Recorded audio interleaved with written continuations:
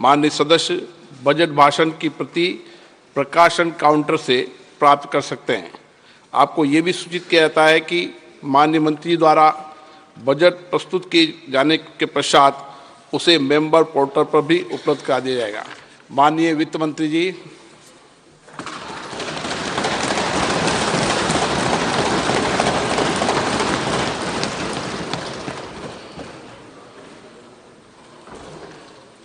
Honorable Speaker, I present the interim budget for 24-25.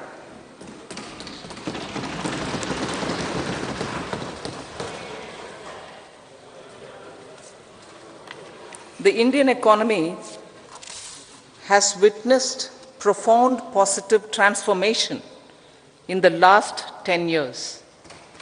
The people of India are looking ahead to the future with hope and optimism. With the blessings of the people, when our government, under the visionary and dynamic leadership of Honorable Prime Minister Shri Narendra Modi, assumed office in 2014, the country was facing enormous challenges. With Sabka Saath, Sabka Vikas as its mantra, the government overcame those challenges in right earnest. Structural reforms were undertaken. Pro-people programs were formulated and implemented promptly. Conditions were created for more opportunities for employment and entrepreneurship. The economy got a new vigor. The fruits of development started reaching the people at scale. The country got a new sense of purpose and hope. Naturally, the people blessed the government with a bigger mandate.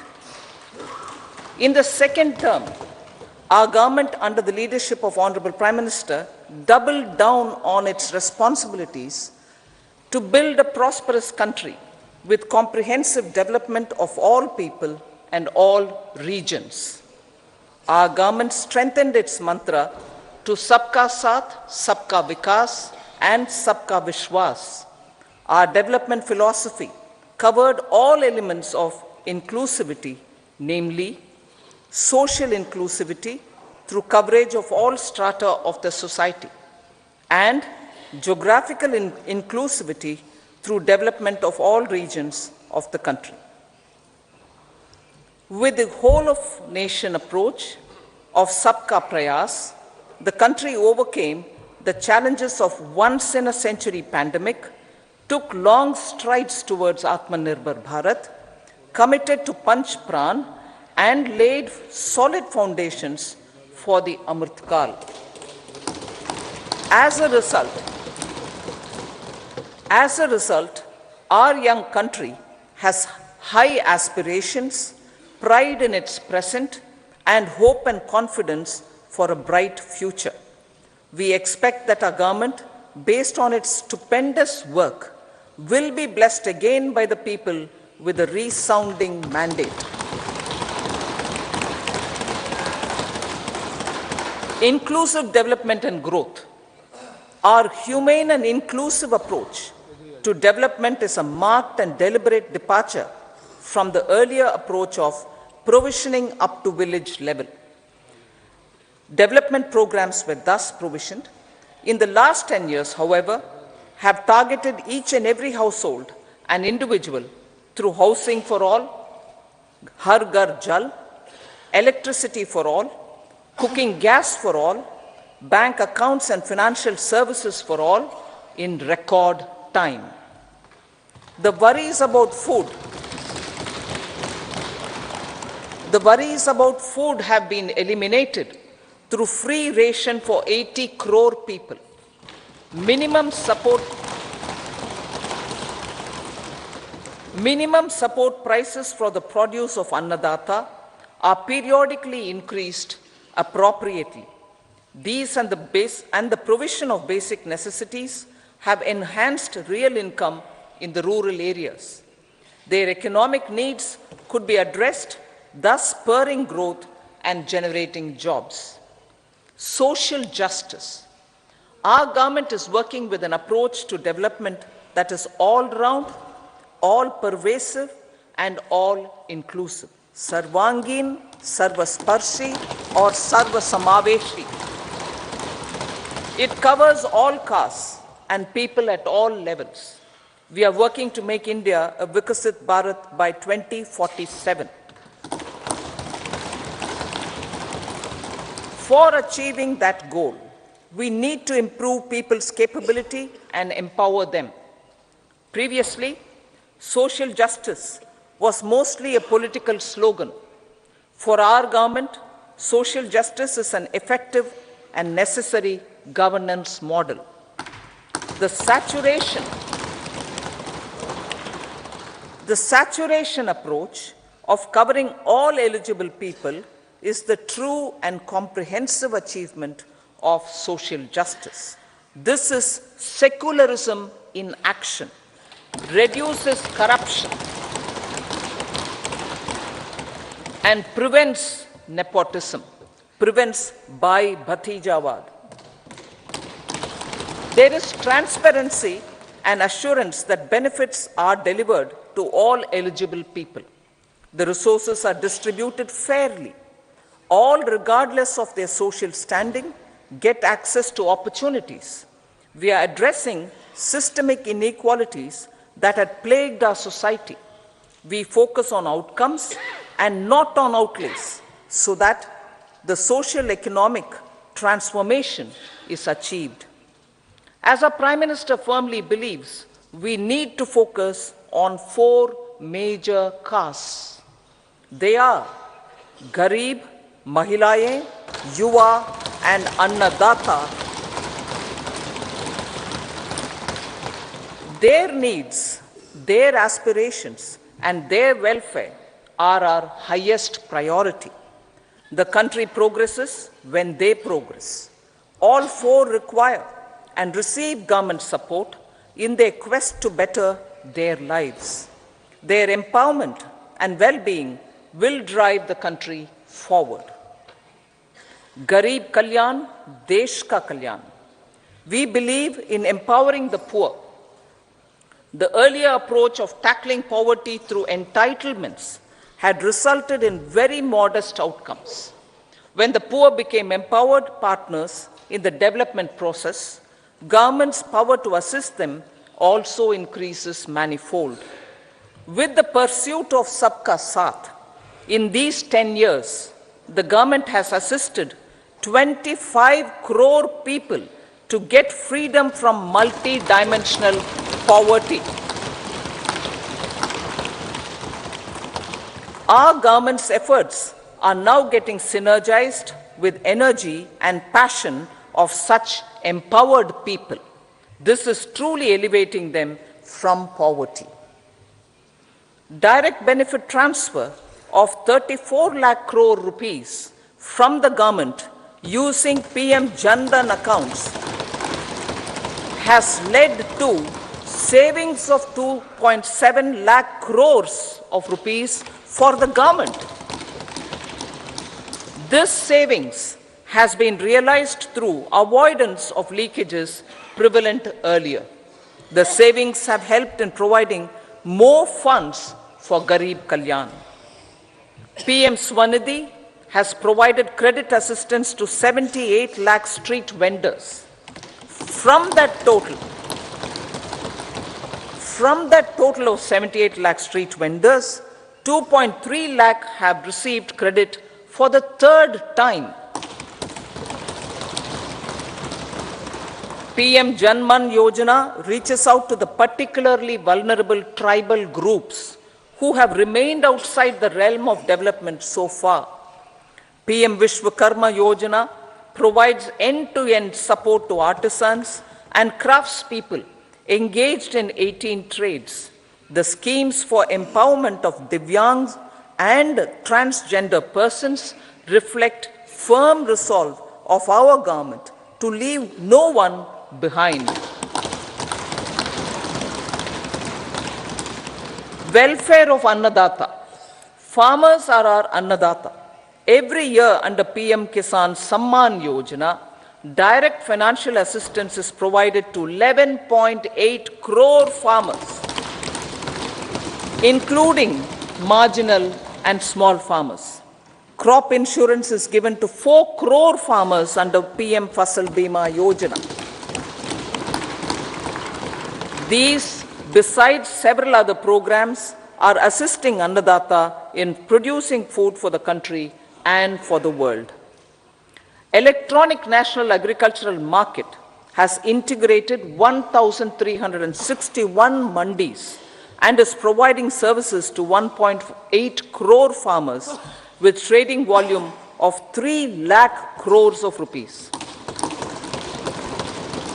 The sector is poised for inclusive, balanced, higher growth and productivity. These are facilitated from farmer-centric policies, income support, coverage of risks through price and insurance support, promotion of technologies and innovations through startups. Empowering the Amrit PD, the Yuva.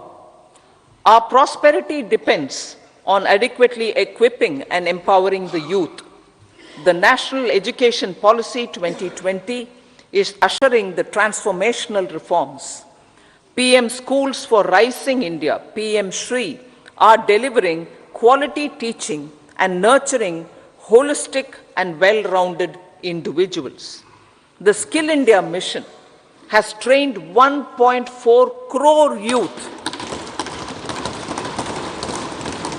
upskilled and reskilled 54 lakh youth, and established 3,000 new ITIs. A large number of institutions of higher learning, namely 7 IITs, 16 triple ITs, 7 IIMs, 15 AIMS, and 390 universities have been set up. PM Mudra Yojana has sanctioned 43 crore loans aggregating to 22.5 lakh crores of rupees for entrepreneurial aspirations of our youth.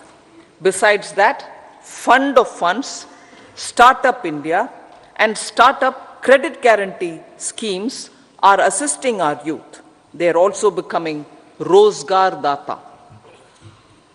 The country is proud of our youth scaling new heights in sports. The highest ever medal tally in Asian Games and Asian Para Games in 2023 reflects a high confidence level.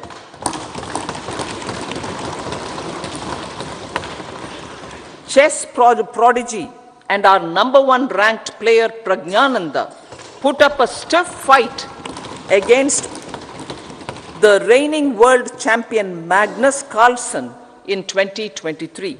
Today, India has over 80 chess grandmasters compared to little over 20 in 2010. Momentum for Nari Shakti. The empowerment of women through entrepreneurship, ease of living, and dignity for them has gained momentum in these 10 years. 30 crore Mudra Yojana loans have been given to women entrepreneurs. Female enrollment in higher education has gone up by 28% in 10 years. In STEM courses, girls and women constitute 43% of enrollment, one of the highest in the world. All these measures are getting reflected in the increasing participation of women in workforce. Making triple talaq illegal, reservation of 1/3 seats for women in the Lok Sabha and state assemblies, and giving over 70% houses under PM Awas Yojana in rural areas to women, and giving over 70% houses under PM Awas Yojana in rural areas to women as sole or joint owners have enhanced their dignity. Exemplary track record of governance, development, and performance. Besides delivering on high growth in terms of gross domestic product, the government is equally focused on a more comprehensive GDP, that is, governance, development, and performance. Our government has provided transparent, accountable, people-centric, and prompt, trust-based administration with citizen-first and minimum government, maximum governance approach. The impact of all-round development is discernible in all sectors. There is macroeconomic stability, including in the external sector. Investments are robust. The economy is doing well. People are living better and earning better, with even greater aspirations for future. Average real income of the people has increased by 50%. Inflation is moderate. People are getting empowered, equipped, and enabled to pursue their aspirations. There is effective and timely delivery of programs and of large projects. Economic management. The multi-pronged economic management over the past 10 years has complemented people-centric, inclusive development. Following are some of the major elements. 1. All forms of infrastructure, physical, digital, or social, are being built in record time.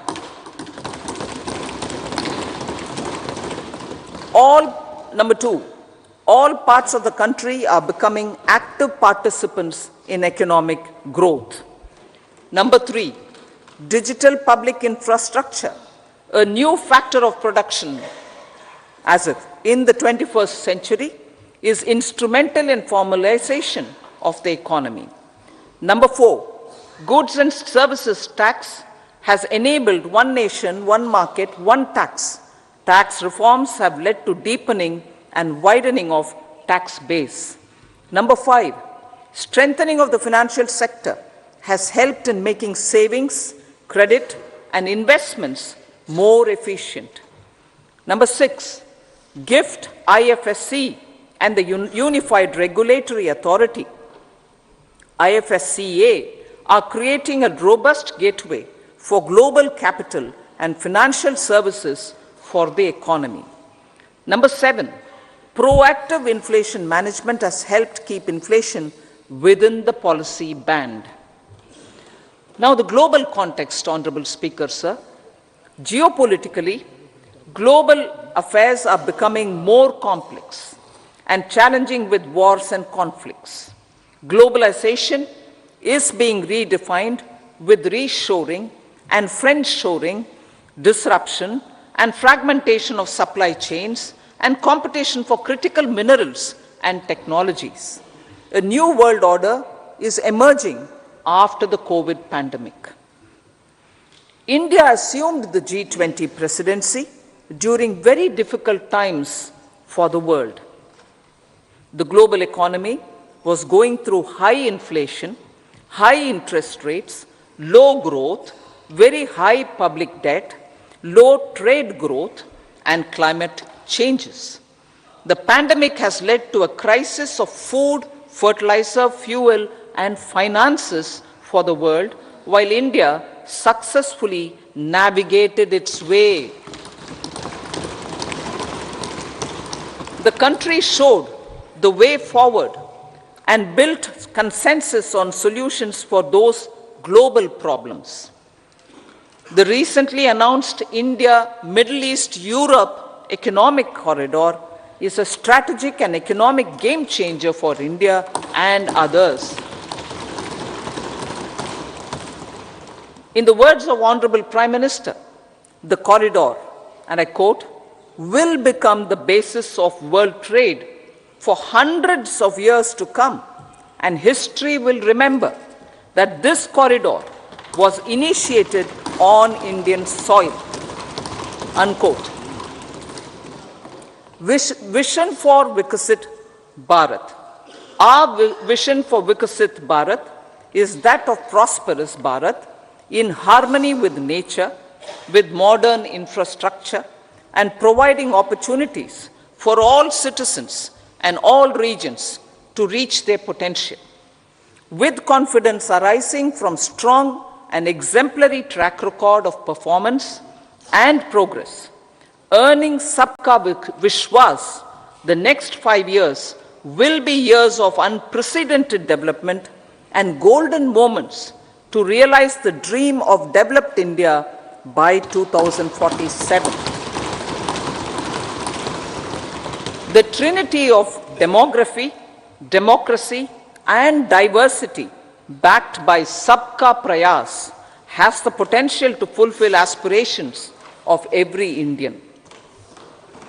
As Honorable Prime Minister in his Independence Day address to the nation mentioned, I quote, "There is no dearth of opportunities, as many opportunities as we want. The country is capable of creating more opportunities. Sky is the limit," unquote. Strategy for Amrit Kal. Our government will adopt economic policies that foster and sustain growth, facilitate inclusive and sustainable development, improve productivity, create opportunities for all, help them enhance their capabilities, and contribute to generation of resources to power investments and fulfill aspirations. Guided by the principle, reform, perform, and transform, the government will take up next generation reforms and build consensus with the states and stakeholders for effective implementation.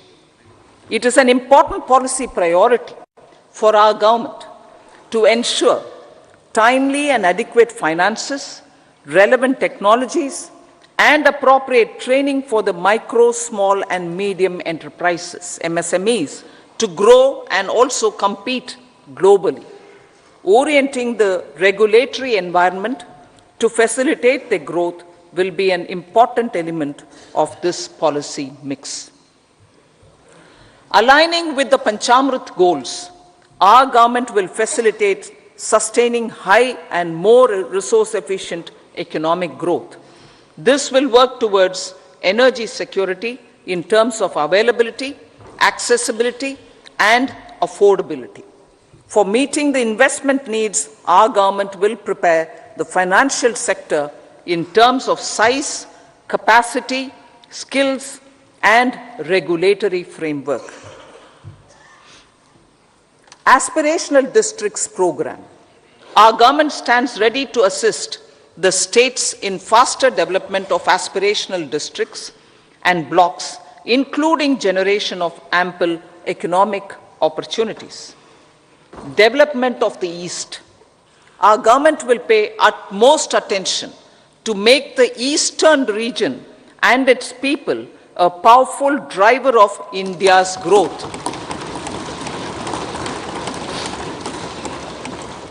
PM Awas Yojana Gramin. Despite the challenges due to COVID, implementation of PM Awas Yojana Gramin continued, and we are close to achieving the target of 3 crore houses.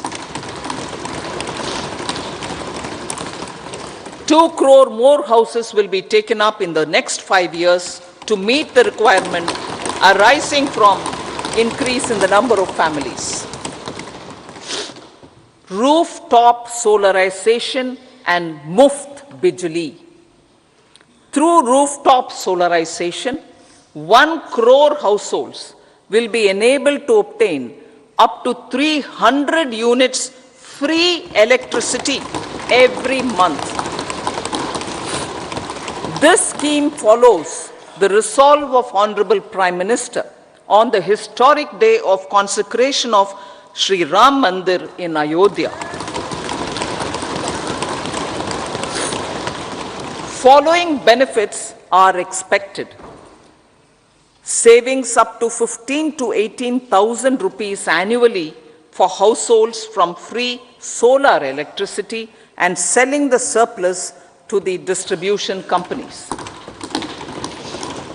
Charging of electric vehicles.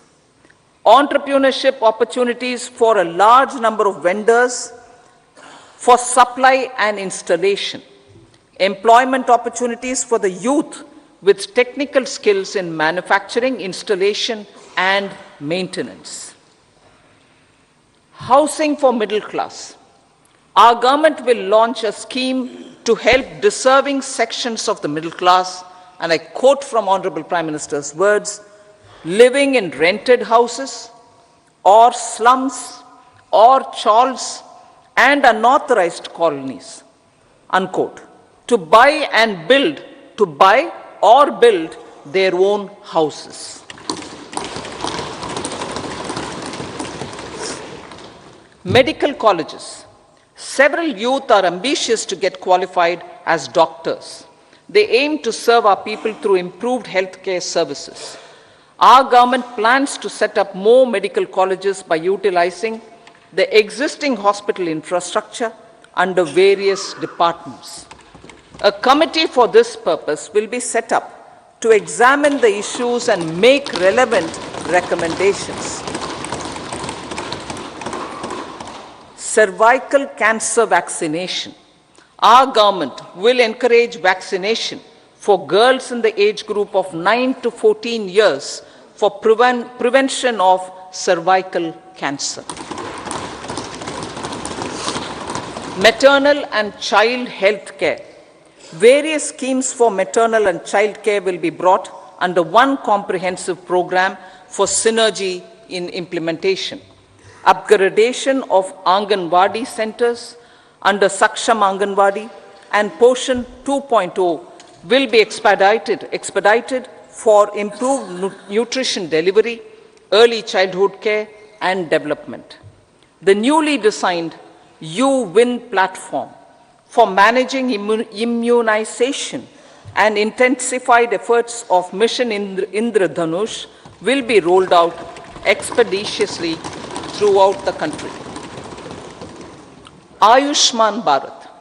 Healthcare cover under Ayushman Bharat scheme will be extended to all ASHA workers, to all Anganwadi workers and helpers.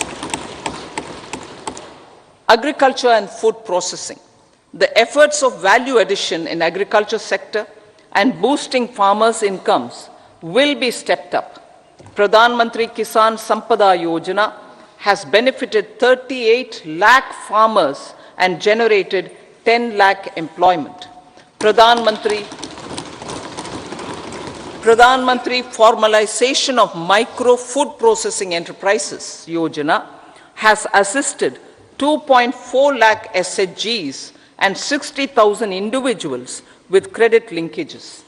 Other schemes are complementing the efforts for reducing post-harvest losses and improving productivity and incomes. For ensuring faster growth of the sector, our government will further promote private and public investment in post-harvest activities, including aggregation, modern storage, efficient supply chains, primary and secondary processing and marketing and branding. Nano DAP.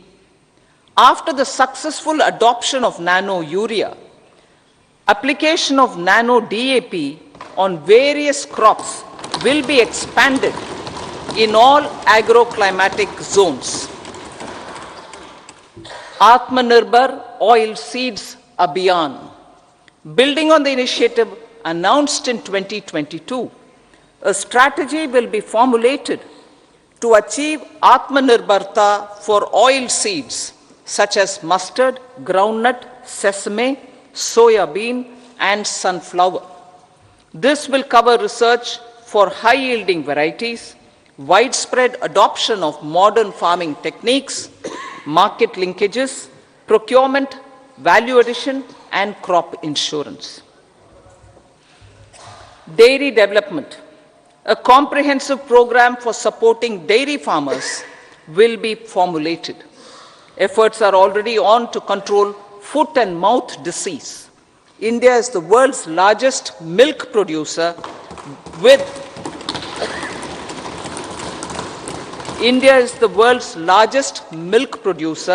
but with low productivity of milch animals. The program will be built on the success of existing schemes such as Rashtriya Gokul Mission, National Livestock Mission, and infrastructure development funds for dairy processing and animal husbandry. Matsya Sampada. It was our government which set up a separate department for fisheries, realizing the importance of assisting fishermen. This has resulted in doubling of both inland and aquaculture production. Seafood exports since 2013-14 has also doubled. Implementation of Pradhan Mantri Matsya Sampada Yojana will be stepped up to 1. Enhance aquaculture productivity from existing 3 to 5 tons per hectare. 2. Double exports to 1 lakh crore rupees, and 3. Generate 55 lakh employment opportunities in the near future. 5 integrated aqua parks will also be set up. Lakpati Didi.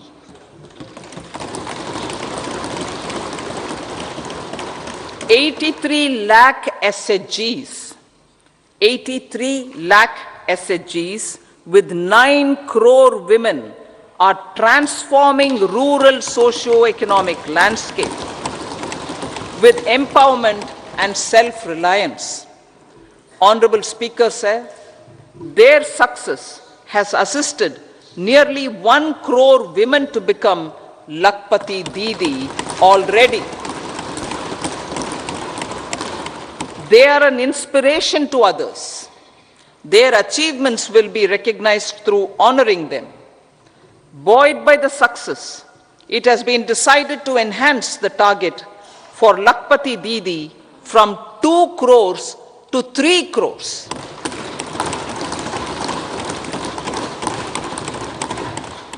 Technological changes, new age technologies and data are changing the lives of people and businesses.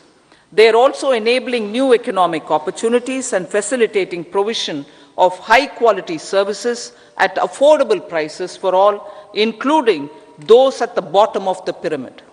Opportunities for India at the global level are expanding. India is showing solutions through innovation and entrepreneurship of its people. Research and innovation for catalyzing growth, employment, and development. Prime Minister Shastri, Prime Minister Lal Bahadur Shastri gave the slogan of Jai Jawan, Jai Kisan. Prime Minister Vajpayee, Atal Bihari Vajpayee ji, made that Jai Jawan, Jai Kisan, Jai Vigyan. Prime Minister Modi has furthered that to Jai Jawan, Jai Kisan, Jai Vigyan, and Jai Anusandhan, as innovation is the foundation of development. For our tech-savvy youth, this will be a golden era. A corpus of 1 lakh crore rupees will be established with 50-year interest-free loan provided. The corpus will provide long-term financing or refinancing with long tenors and low and or nil.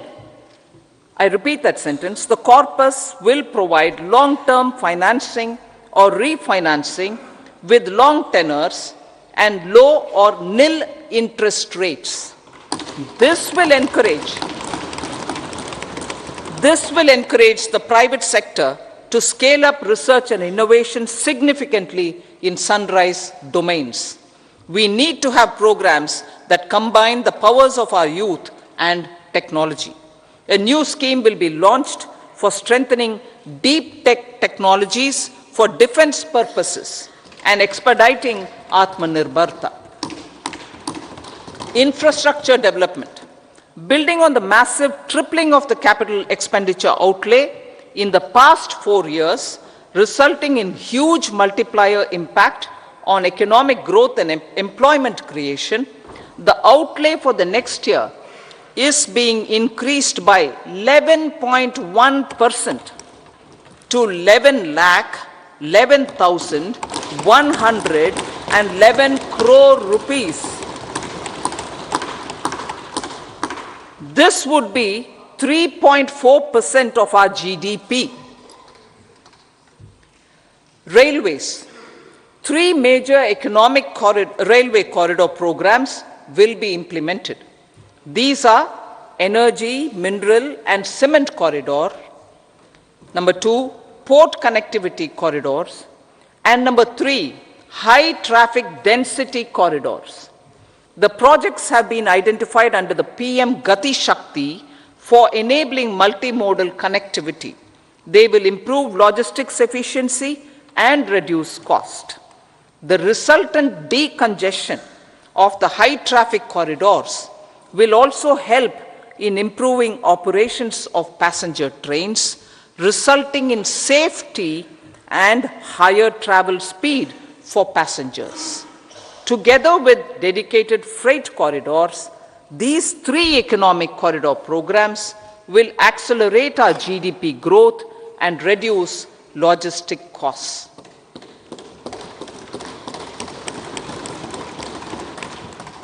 40,000 normal rail bogies will be converted to Vande Bharat standards to enhance safety, convenience and comfort of passengers. Aviation sector. The aviation sector has been galvanized in the past 10 years. Number of airports have doubled to 149. Rollout of air connectivity to Tier 2 and Tier 3 cities under UDAN scheme has been widespread. 517 new routes are carrying 1.3 crore passengers. Indian carriers have proactively placed orders for over 1,000 new aircrafts. Expansion of existing airports and development of new airports will continue expeditiously. Metro and Namo Bharat. We have a fast expanding middle class and rapid urbanization is taking place. Metro rail and Namo Bharat can be the catalyst for the required urban transformation. Expansion of these systems will be supported in large cities focusing on transit-oriented development. Green energy. Towards meeting our commitment for net zero by 2070, the following measures will be taken. Viability gap funding will be provided for harnessing offshore wind energy, potential for initial capacity of 1 gigawatt.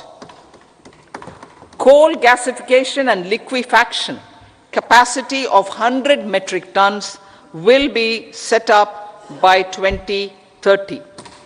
This will also help in reducing imports of natural gas, methanol, and ammonia. Phased mandatory blending of compressed biogas in compressed natural gas for transport and piped natural gas for domestic purposes will be mandated. Financial assistance will be provided for procurement of biomass aggregation machinery to support collection.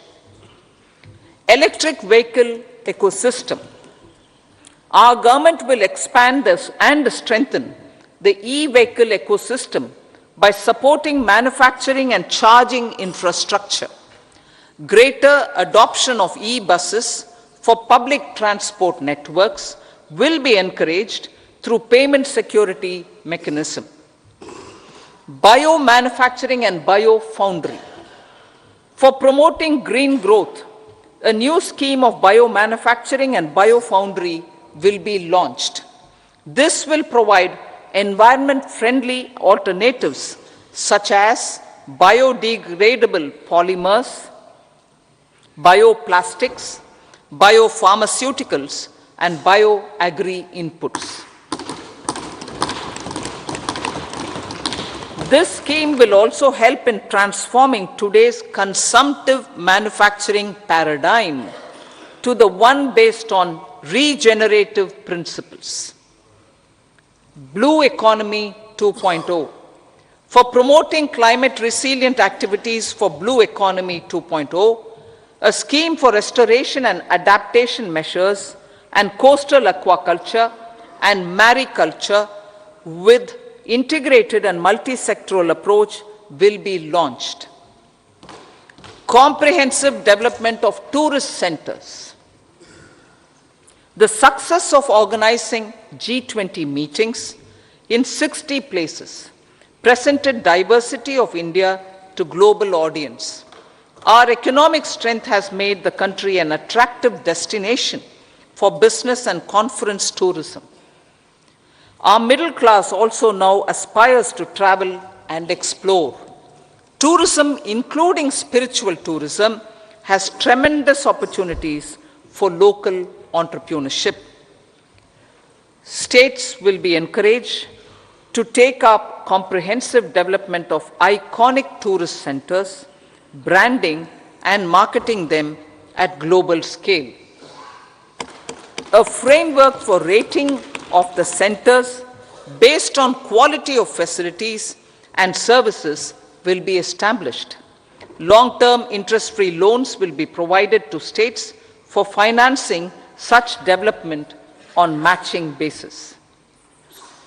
To address the emerging fervor for domestic tourism, Honorable Speaker, sir, projects for port connectivity, tourism infrastructure, and amenities will be taken up on our islands, including Lakshadweep.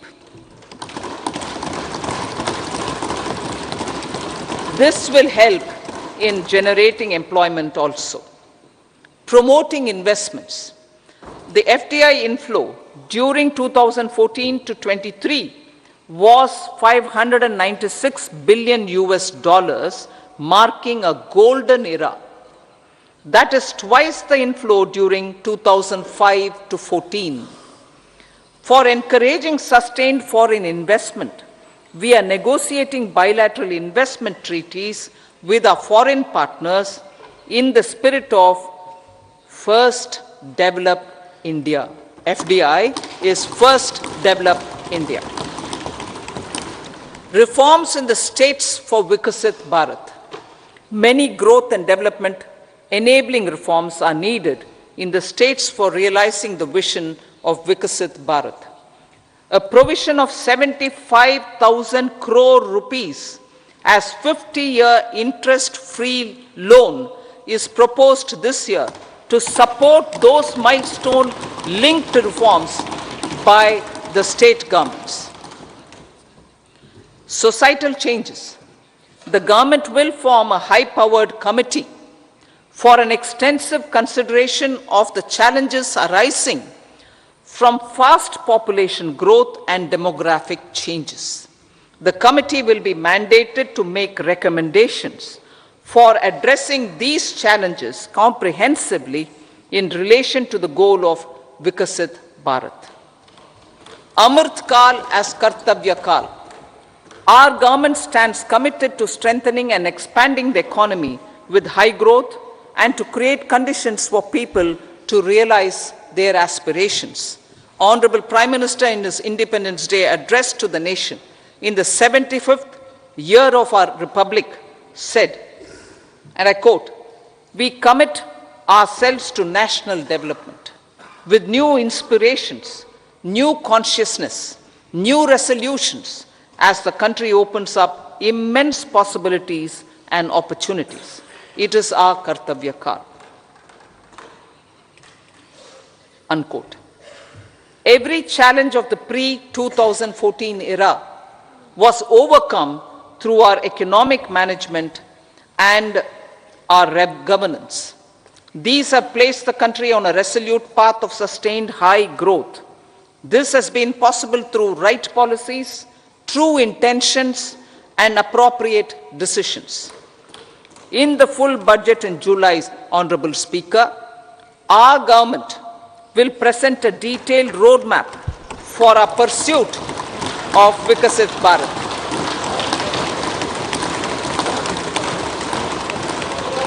Revised estimates of 2023-24.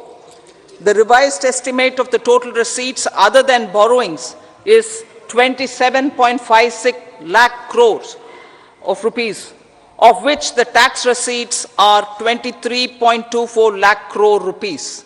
The revised estimate of total expenditure is 44.90 lakh crore rupees. The revenue receipts at 30.03 lakh crore rupees are expected to be higher than the budget estimate, reflecting strong growth momentum and formalization in the economy. The revised estimate of the fiscal deficit is 5.8% of GDP, improving on the budget estimate, notwithstanding moderation in the nominal growth estimates. Budget estimates for 2024-25. Coming to the year 2024-25, the total receipts other than borrowings and total expenditure are estimated at 30.80 and 47.66 lakh crore rupees respectively. The tax receipts are estimated at 26.02 lakh crore rupees. The scheme of 50-year interest-free loan for capital expenditure to states will be continued this year with an outlay of 1.3 lakh crore rupees. We continue on the path of fiscal consolidation, as announced in my budget speech of 2021-22, to reduce fiscal deficit below 4.5% by 25-26. The fiscal deficit in 2024-25 is estimated to be 5.1% of GDP, adhering to that path. So the gross and net market borrowings through dated securities during 24-25 are estimated at 14.13 lakh crore rupees and 11.75 lakh crore respectively. Both will be less than that in 23-24. Now that the private investments are happening at scale, the lower borrowings by the central government will facilitate larger availability of credit for the private sector. Vote on account. I'll be seeking vote on account approval of the Parliament through the appropriation bill for a part of the financial year 2024-25. I will now move to part B. Honorable Speaker, sir, over the last 10 years, the direct tax collections have more than trebled and the return filers swelled 2.4 times. I would like to assure the taxpayers that their contributions have been used wisely for the development of the country and welfare of its people. I appreciate the taxpayers for their continued support. The government has reduced and rationalized tax rates. Under the new tax scheme, there is now no tax liability for taxpayers with income up to 7 lakh rupees, up from 2.2 lakh rupees in the financial year 2013-14. The threshold for presumptive taxation for retail businesses was increased from 2 crores to 3 crores. Similarly, the threshold for professionals eligible for presumptive taxation was increased from 50 lakh rupees to 75 lakh rupees. Also, corporate tax rate was decreased from 30% to 22% for existing domestic companies and to 15% for certain new manufacturing companies. Honorable Speaker, sir, in the last 5 years, our focus has been to improve taxpayer services. The age-old jurisdiction-based assessment system was transformed with the introduction of faceless assessment and appeal, thereby imparting greater efficiency, transparency, and accountability. Introduction of updated income tax returns, a new Form 26AS, and pre-filling of tax returns have made filing of tax returns simpler and easier. Average processing time of returns has been reduced from 93 days in the year 2013-14 to a mere 10 days this year, thereby making refunds faster. Indirect taxation. By unifying the highly fragmented indirect tax regime in India, the GST has reduced the compliance burden on trade and industry. The industry has acknowledged the benefits of GST. According to a recent survey conducted by a leading consulting firm, 94% of industry leaders view the transition to GST as largely positive. According to 80% of the respondents, it has led to supply chain optimization, as elimination of tax arbitrage and octroi has resulted in disbanding of checkposts at the state and city boundaries. At the same time, tax base of GST more than doubled, and the average monthly gross GST collection has almost doubled to 1.66 lakh crores this year. States too have benefited. States' SGST revenue, including compensation released to states in the post-GST period of 2017-18 to 2022-23, has achieved a buoyancy of 1.22. In contrast, the tax buoyancy of state revenues from subsumed taxes in the pre-GST four-year period of 2012-13 to 2015-16 was a mere 0.72. The biggest beneficiaries are consumers, as reduction in logistic cost and taxes have brought down prices of most goods and services. We have taken a number of steps in customs to facilitate international trade.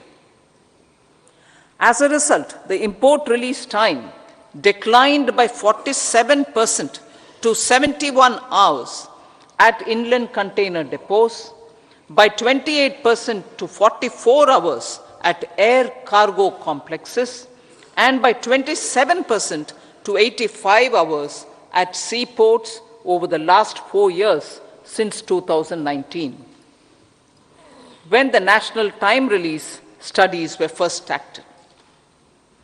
Tax proposals. As for tax proposals, in keeping with the convention, I do not propose to make any changes relating to taxation and propose to retain the same tax rates for direct and indirect taxes, including import duties. However, certain tax benefits to startups and investments made by sovereign wealth or pension funds, as also tax exemption on certain income of some IFSC units, are expiring on 31/3/2024. To provide continuity in taxation, I propose to extend the date to 31/3/2025. Moreover, in line with the government's vision to improve ease of living and ease of doing business, I wish to make an announcement to improve taxpayers' services. There are a large number of petty, non-verified, non-reconciled, or disputed direct tax demands, many of them dating as far back as 1962, which continue to remain on the books, causing anxiety to honest taxpayers and hindering refunds of subsequent years. Honorable Speaker, sir, I propose to withdraw such outstanding direct tax demands up to 25,000 rupees pertaining to the period up to financial year 2009-10 and up to 10,000 rupees for financial years 2010-11 to 2014-15. This is expected to benefit about 1 crore taxpayers. 1 crore taxpayers would benefit out of this. Economy then and now. In 2014, when our government assumed the reins, the responsibility to mend the economy step by step and to put the governance systems in order was enormous. The need of the hour was to give hope to the people, to attract investments, and to build support for the much needed reforms. The government did that successfully, following a strong belief of nation first. The crisis of those years has been overcome, and the economy has been put firmly on a high, sustainable growth path with all-round development. It is now appropriate to look at where we were then. I repeat, it is now appropriate to look at where we were then till 2014 and where we are now, only for the purpose of drawing lessons from the mismanagement of those years. The government will lay a white paper on table of the House.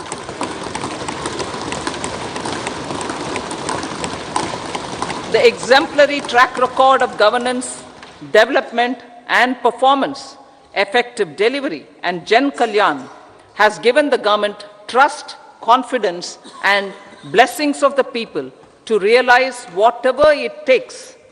The goal of Vikasit Bharat with good intentions, true dedication and hard work in the coming years and decades. With this, Honorable Speaker, I commend the interim budget to this august House. Jai Hind.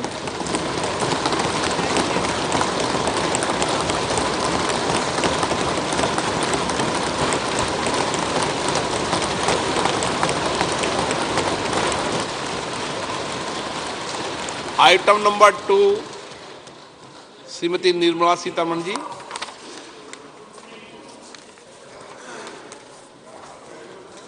So, with your permission, I rise to lay on the table the following statements under Section 3(1) of the Fiscal Responsibility and Budget Management Act 2003, Medium-Term Fiscal Policy cum Fiscal Policy Strategy Statement and Macroeconomic Framework Statement. Item number 3, Srimati Nirmala Sitharaman ji. Sir, with your permission, I rise to move for leave to introduce the Finance Bill 2024. प्रश्न ये है कि विधेयक को पुनर्स्थापित करने की अनुमति प्रदान की जाए। जो सदस्य इसके पक्ष में हाँ कहें, जो सदस्य विरोध में ना कहें। मेरे विचार में निर्णय हाँ वालों के पक्ष हुआ, हाँ वालों के पक्ष हुआ। माननीय मंत्री जी विधेयक को पुनर्स्थापित करें। So I introduce the bill. सभा की कार्रवाई शुक्रवार दिनांक 2 फरवरी 2024 को प्राप्त 11 बजे तक के लिए स्थगित की जाती है। Every year under PM Kisan Samman Yojana, direct financial assistance is provided to 11.8 crore farmers, including marginal and small farmers. Crop insurance is given to 4 crore farmers under PM Fasal Bima Yojana. These, besides several other programs, are assisting Annadata in producing food for the country and for the world. Electronic National Agricultural Market has integrated 1,361 mandis and is providing services to 1.8 crore farmers with trading volume of 3 lakh crores of rupees. The sector is poised for inclusive, balanced, higher growth and productivity. These are facilitated from farmer-centric policies, income support, coverage of risks through price and insurance support, promotion of technologies and innovations through startups. We need to improve people's capability and empower them. Previously, social justice was mostly a political slogan. For our government, social justice is an effective and necessary governance model. The saturation approach of covering all eligible people is the true and comprehensive achievement of social justice. This is secularism in action, reduces corruption, and prevents nepotism, prevents Bhai Bhatijawad. There is transparency and assurance that benefits are delivered to all eligible people. The resources are distributed fairly. All, regardless of their social standing, get access to opportunities. We are addressing systemic inequalities that had plagued our society. We focus on outcomes and not on outlays so that the social economic transformation is achieved. We need to focus on 4 major castes. They are Garib, Mahilayeं, Yuva and Annadata.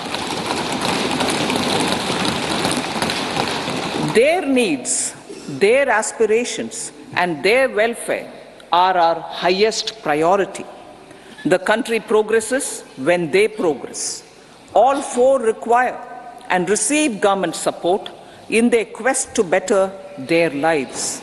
Their empowerment and well-being will drive the country forward. Garib Kalyan, Desh Ka Kalyan. We believe in empowering the poor.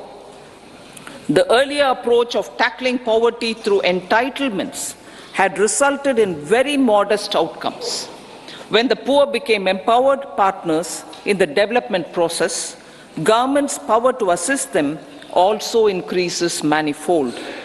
With the pursuit of Sabka Saath, in these 10 years, the government has assisted 25 crore people to get freedom from multi-dimensional poverty. Our government's efforts are now getting synergized with energy and passion of such empowered people. This is truly elevating them from poverty.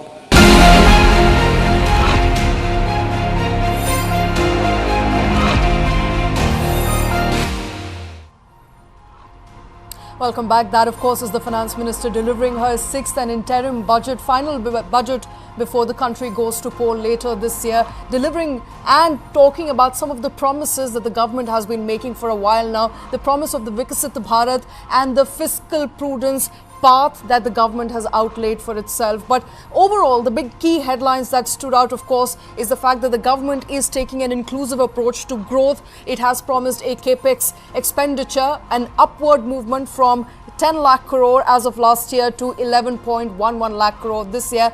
Also, of course, talking about some of the structural changes that the government has brought in, the reforms, the policy measures that the government will continue to pump up and focus on as of the coming year. Karthik Malhotra here with me. Karthik, what were the big key takeaways? I believe the word inclusive was again and again reiterated by the government. I think the word inclusive, the word comprehensive, and these were some of the words, of course, which were used many times. Yeah, I don't know whether to say kudos to the speechwriter or not, but yeah, these words did find a mention. I think you covered it all, Shweta, but most importantly, the government has stuck to the 4 key castes, as they call it, the 4 key constituencies, as they call it, which is catering to the poor, catering to women, catering to the youth, and catering to the farm sector. No departure from those stated objectives, and rather a reaffirmation in the budget speech, which lasted just about an hour or so this time around. No big bang changes as expected. FM has said very clearly there are no changes on the tax front, direct taxes, indirect taxes, both accounted for.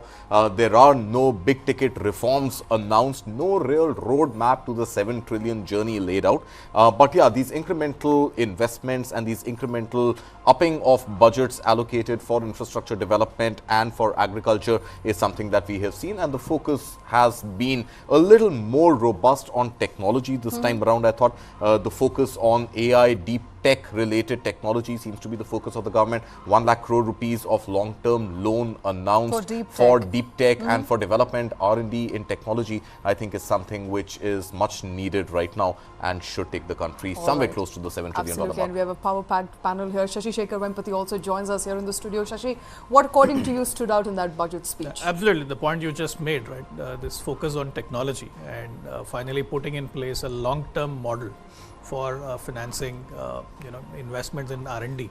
I think it's very, very important. If you look at some of the developed economies, especially the US, right, the trajectory that they took to develop technology, it required an environment of risk-tolerant investing, and I think India lacked that for a long time. I think finally we are putting the foundation for that in place, and then linking it with deep tech for defense. Because if you look at every technology that we are using today, has its roots in defense R&D some time back in the 1940s and the 1950s. Absolutely. No, so absolutely. I think the focus on technology is very clear and apparent, but surprisingly, no real big ticket announcements when it comes to space tech. We've got Mr. Pavan Goenka, the chairman of InSpace, joining us live from CII right now. Mr. Goenka, if you can hear me, and my colleague Rabiul there with Pavan Goenka getting mic'd up right now as we are seeing. I think this is the action live outside CII, which is on in New Delhi right now at Hotel Meridian. Hi Rabi, if you can hear me, I think no real as expected, but somehow not really living up to that expectation of any investments in space tech, which we thought this time could be a space space sector specific budget. What are your views, and then maybe we can take these to Mr. Goenka as well.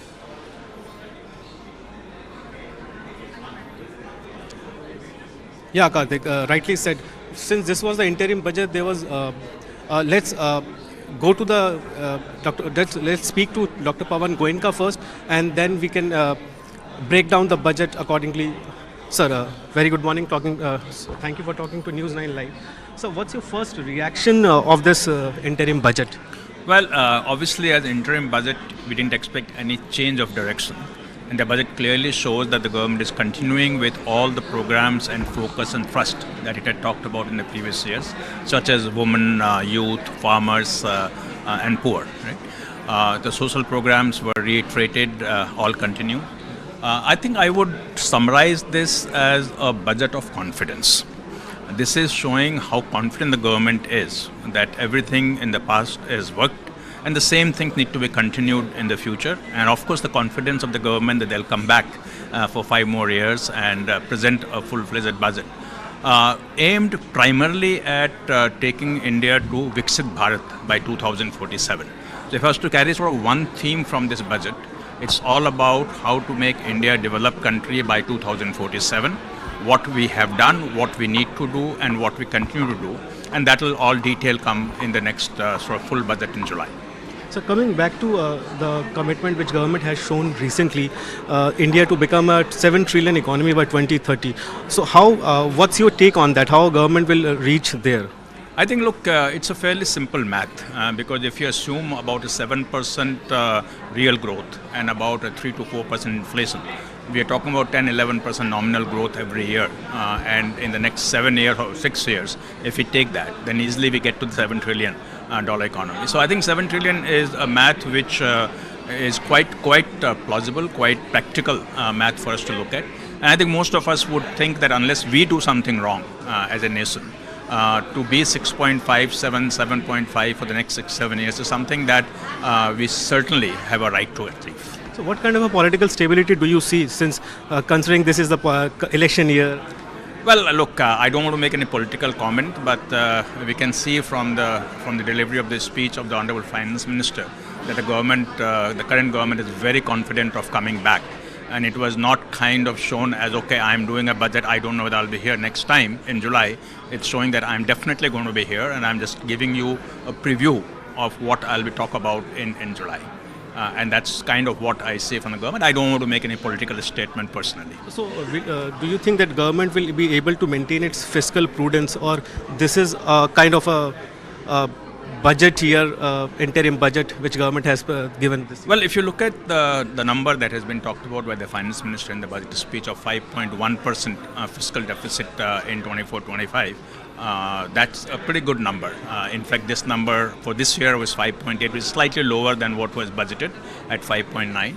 So 5.1, I think, is a very good achievement, and so far the government has delivered in all the years on what it has targeted in terms of fiscal deficit. So fiscal prudence definitely is there. I don't think that you can say that this budget in any way was an election year budget trying to kind of lure the voters to vote for the government. There was nothing like that. There was nothing that one can say was aimed at getting votes. Everything that they talked about is continuation of all the schemes that have been done in the past, and for good measure. So I'm very happy to see the responsibility that the government has demonstrated by this budget in terms of how they want to take the country forward, both on the social side as well as on the economic development side, including infrastructure. So, coming back to sector specific, government is also planning to open new IITs and IIMs. So, how do you see that expenditure on government is meant to maintain that? To maintain? On that front, how the capital expenditure is going to be on that? Well, I don't know what the specific plans for IIT and IIMs are. I didn't hear any specific number being given there. We have now 23 IITs and a fair number of IIMs. That, of course, is Pawan Goenka talking about a political stability, a chart, a course for fiscal consolidation that the government has now ahead of its, next tenure, if at all it comes back to power. Professor Nandini, at 5.8%, fiscal deficit is just slightly below the budgeted target of 5.9%, 5.1% for the upcoming financial year. Just before we went into that speech, we were talking about whether government will be able to move and in that very shallow line of balancing between populism as well as the fiscal prudence path. Do you think the government has been able to draw that line firmly? Well, fiscal prudence is a kind of conditional necessity for the economy to continue to be able to develop on a global scale. So I wouldn't say that. However, you see, we didn't see any kind of so-called enhancements in subsidies or in terms of dole-outs or bailout packages, etc. We didn't see anything of that sort right away. We see a complete status quo being maintained. However, there is a policy affirmation that there will be a decline in the fiscal deficit, but there is no plan that has been drawn up to say how this will be achieved even at the existing rates. That is, even if when the proper budget comes, if you don't enhance, say, allocations in Manreka or in Kisan Samman Nidhi or in the food budget, the Russian budget, all that, those things, we don't see the trajectory very well laid out. But and I had expected the Finance Minister said that if you take a look at the receipts that we have so far, the revenue receipts, they look but the quite revenue healthy. Receipts are buoyant, but not exceedingly too good. And in an election year, unlikely that your deficits are going to be, because elections itself cost you a lot of money, and therefore I don't see too much. On the other hand, if it was a really very honest budget, then I would have also expected the Finance Minister to kind of mark or distinguish what are the unfinished projects. For example, farmers' income 2022 is a long forgotten thing. Smart city projects, long forgotten thing. What are we doing about that? It is all right to say we'll bring in more technology, we'll bring in, and which would mean that you'll have to create a large amount of high skill jobs. Now, But in you a know, country let me where- quickly get in Barnik into this conversation. Barnik, some of these are long drawn investments, including your smart city project. There is no realization in the short run. Government, of course, continues to be buoyant when it comes to some of their dreams that have been realized, partly realized, or perhaps will be realized in future, including smart city project. Do you agree with Professor Nandini that perhaps there should have been some discussion of the projects that have not meted their desired results or goals, but that hasn't really happened in previous budgets as well? I don't think any government will come and announce and course. discuss unfinished projects, right, particularly in election year, right? But I'll tell you, there's a lot of good news in the budget, right, and it's also hidden in the numbers. I think sitting here, we would find a 5.1% fiscal deficit number hard to reach. But remember, a year back, we were at 6.5% and we got to 5.8.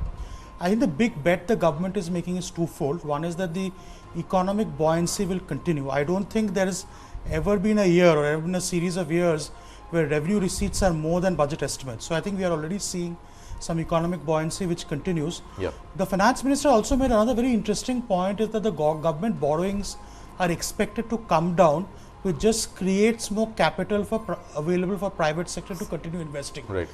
Now the moment that happens, I think if you just do the math, if we continue to grow at around 7.5 to 8% in a far more capital efficient manner with lesser borrowings, right, you will see the fiscal deficit come very close to 5.1%, if not go below. Now that is a big milestone for us, because the moment we get below 5%, which has been the target for the government always, right, I think it crowds in a lot of right, private investment, and FDI, which is now has a new acronym name, right, for developing India. First develop India. Right? Develop India. is the That new money definition comes of in, FDI. right? So I know. You know, Barnik, I'll get back to you. We believe Kamal Bali is also standing by. My colleague Rabiul is with Kamal Bali, who's the President Managing Director for Volvo Group in India. Let's quickly listen into that conversation.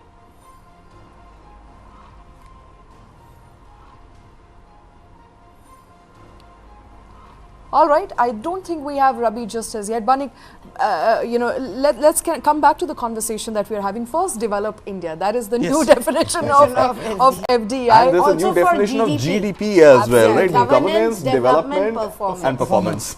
Yeah. Absolutely. So those, besides all the acronyms, I think the fact that there's not been a lot of budgetary allocation, at least specified in the speech, we have the budget copy. We'll go through the you know, fine print of that just now, hopefully a couple of minutes from now. But what, according to you, stood out apart from, you know, the fact that the government is on a fiscal consolidation path? No new schemes that were in the offing. No, I think there is a subtle message that the government is also preparing the economy for the future, right? I was very pleasantly surprised by the emphasis on the green transition and the green economy. If you look at, that's the bucket which had the most new projects announced, right? There was an announcement on rooftop solar, there's an announcement on offshore wind, on biomass, right? There is also investments in infrastructure which enable this. So I think the government is not only working on hard infrastructure, soft infrastructure, but preparing the economy for the future, which is why another new term, Jai Anusandhan, right, which is Absolutely. the emphasis Hailing on innovation. research and technology, right? Yeah. Yes. I think it's a good sign, right? We're thinking of the future and not just building for the past. Yeah, but strangely, no concrete announcements when it comes to electric vehicles, electric mobility. And of course, we've got Kamal Bali now with us. And Rabi, if we can just get Mr. Bali's views on no incentives for electric mobility and nothing really for the auto sector, which in any case has been on steroids.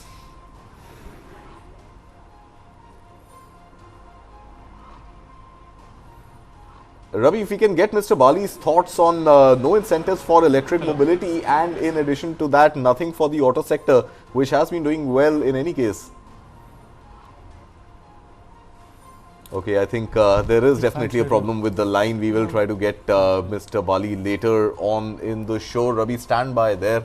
I'm not sure if you can hear me, Rabi, but I was just wondering if you can get Mr. Bali's views on electric mobility, no incentives announced, and nothing for the auto sector per se. Yeah, I can hear you, Karthik. So let's talk to Mr. Bali, Managing Director of Volvo India Group. So what's your first reaction of this interim budget 2024? So I think considering it's an interim budget, it's very bold, it's very inclusive, it's progressive, and it's very thoughtful. These are the four words which come to my mind. I say all this because I think bold, because the finance minister has kept the fiscal deficit on check. I mean, for instance, for next year it's going to be, she's pegged at 5.1, against the earlier plan budget of 5.4, and even this year instead of 5.9, it's going to be about 5.8. So that's a very good sign, very responsible, and fiscally very efficient. So that's one. The second very important aspect is the continued focus on infrastructure development and capex. She has further hiked the capex by another 11% to 11 lakh crores, which is, I think, very, very important because it has a multiplier effect to creating more jobs, and also to sort out the supply side challenges by building infrastructure for future growth. So that's very good, and it also then provides a lot of inputs to the core sectors like steel, cement, and which leads to a virtuous cycle of growth. So I think that's the second very important one. The third, I would say, is providing 1 lakh crore for sunrise sectors, for technologies, for innovation. So I think, to my mind, that also is a very, very good thing. And finally, providing in our sector for the buses, for electric buses, for public transport, providing payment guarantee to suppliers when they supply to various state governments and other government. So to my mind, I think overall a very, very good budget. She has addressed every sector of economy. I mean, as typically the Prime Minister says that he has the 4 segments of society which are very important to him: the youth, the poor, the women, and the farmers. I think they have addressed all sectors of economy. Talking specifically to the auto sector, we haven't heard much about any incentive on the electric mobility, so which the industry is expecting this time. No, I think all those, she has not touched the taxation rates. She has not done that. I think all of that you can probably expect in July in the formal budget which comes. But I think the direction is very clear on clean mobility, on green mobility. There are going to be incentives and support, and the government knows it's a very complex and a difficult challenge to transition from fossil fuels to non-fossil fuels. So, and I think their support will be forthcoming. I don't see a challenge there. There is no challenge, of course. But coming back to the electric mobility. Here we have been talking about electric mobility, and there was this discussion all around FAME. I think the FAME subsidy is something that people were hoping FAME 3 will be announced in the budget, and that had nothing to do with elections really, but a continuation of policy. Nothing came out of of specifics when it comes to electric mobility or incentives, either for the buyers or for the sellers of EVs, Shashi. Yeah, I think going back to what Mr. Bali said, right, the direction is clear, which is what even was pointed out earlier, that you are building the economy of the future, and the economy of the future, a very fundamental aspect of it is going to be sustainability. It's going to be about green technologies. So my sense is it's a matter of time, if not in this interim exercise, it will be in the full exercise. So energy transition, Barnik, obviously is a pressing need, and there is no denying that we have to reduce our oil import bill. Whatever we are talking about, CAD being 1%, excellent numbers, but at some level we'll have to move from deficit to surplus as well, which is where our exports have to kick in and our import reduction needs to kick in as well. But coming back specifically to green energy transition, rooftop solar panels, Prime Minister announced it about a week back. Now we are saying that there is going to be an electricity bill rebate, 3,000 rupees a month. Is that not in conflict of interest in election season? No, I don't see a conflict of interest. See, you have to manage short term and long term, right? Okay. So I think the direction of the government is clear. I think this is a temporary SOP being announced. We should see what gets announced later. I think what we have to see the details for. There were several green economy projects announced, right? And some of them, the targets seemed a little low, right? Of course, so there was biogas extension, reduction wind of in 1 methane, gigawatt. Absolutely, 1 gigawatt of wind energy. So these are small numbers, right? I think in EV, by the way, the subtle message was financing of charging infrastructure, right? Which is again for the government a good thing to finance, right? Because unlike FAME, where people can run away, here you create infrastructure for the country. Yeah. We have to just look at the details of the budgetary allocation for this in the final budget and not this budget to see how serious the government is. I suspect that a lot of the 11% growth in capex spent will be spent on decarbonizing the economy, right? I think That's where, and some of it on real infrastructure. So if you see the breakup later, or probably in the final budget, to see what the allocations are. Do you think FAME is coming back, Karthik? I think there was no mention of FAME at all in the budget speech. Exactly. So it hasn't Charging been announced. infrastructure by the way of capex spending? Or Will they call it through FAME? Will they call it something else? I don't know. But I think we haven't yet reached that tipping point where electric mobility has been adopted at a scale which is prudent enough for the government to withdraw subsidies. So some sort of subsidies, to my mind, will have to continue, whether we call it FAME, whether we introduce hybrid also, which was in the original definition, but somehow FAME got restricted only to electric vehicles. But I think some incentives for the end buyer as well as for the seller to be able to offload that inventory on buyers will have to continue. Whether the next budget is going to announce it, whether this is going to be an off-budget announcement, we don't know. FAME 3 has been in the making for a while, but we haven't really seen the details of that as yet, Shweta. Absolutely, no details of that, just as it. I believe we have Nainal Kidwani joining us on the show. I will quickly go back to my colleague Rabiul, who is standing by. Our finance minister's speech, live. and that is something which industry across the board looks for, as logistic costs in the country have to come down. There was mention of ports, there's mention of increased and continued investment in airports, and I do believe that this is very clear as part of that capex program. I think maybe just to add to that, and it plays into some of the messages around rail spending, bogies being converted into Vande Bharat bogies, etc., is tourism. Tourism for the middle class got mentioned, and the spiritual tourism came up. So there's, I think in there, the desire to grow our tourism infrastructure, which I do believe is again a very significant step. Many countries, we know in Europe, survive on tourism. We as a country have so much to offer, and as we invest in this infrastructure for tourism, and domestic tourism itself, I do believe has got mentioned.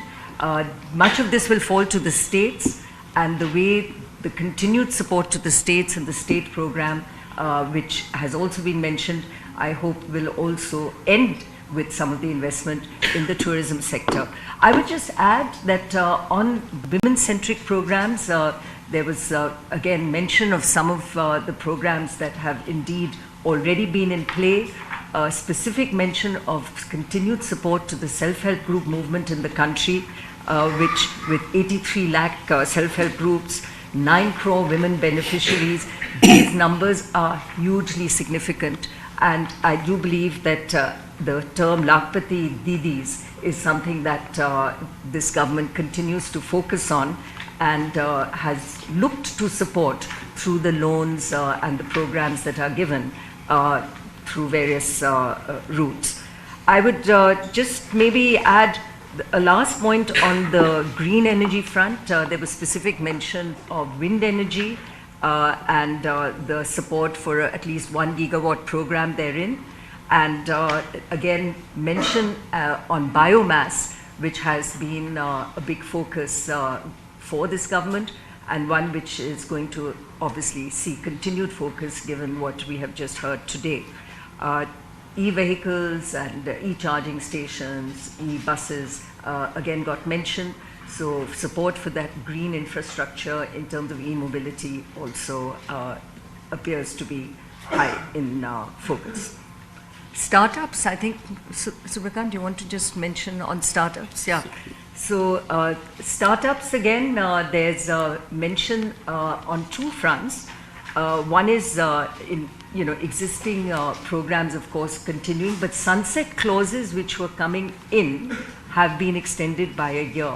So we do see some continuity there.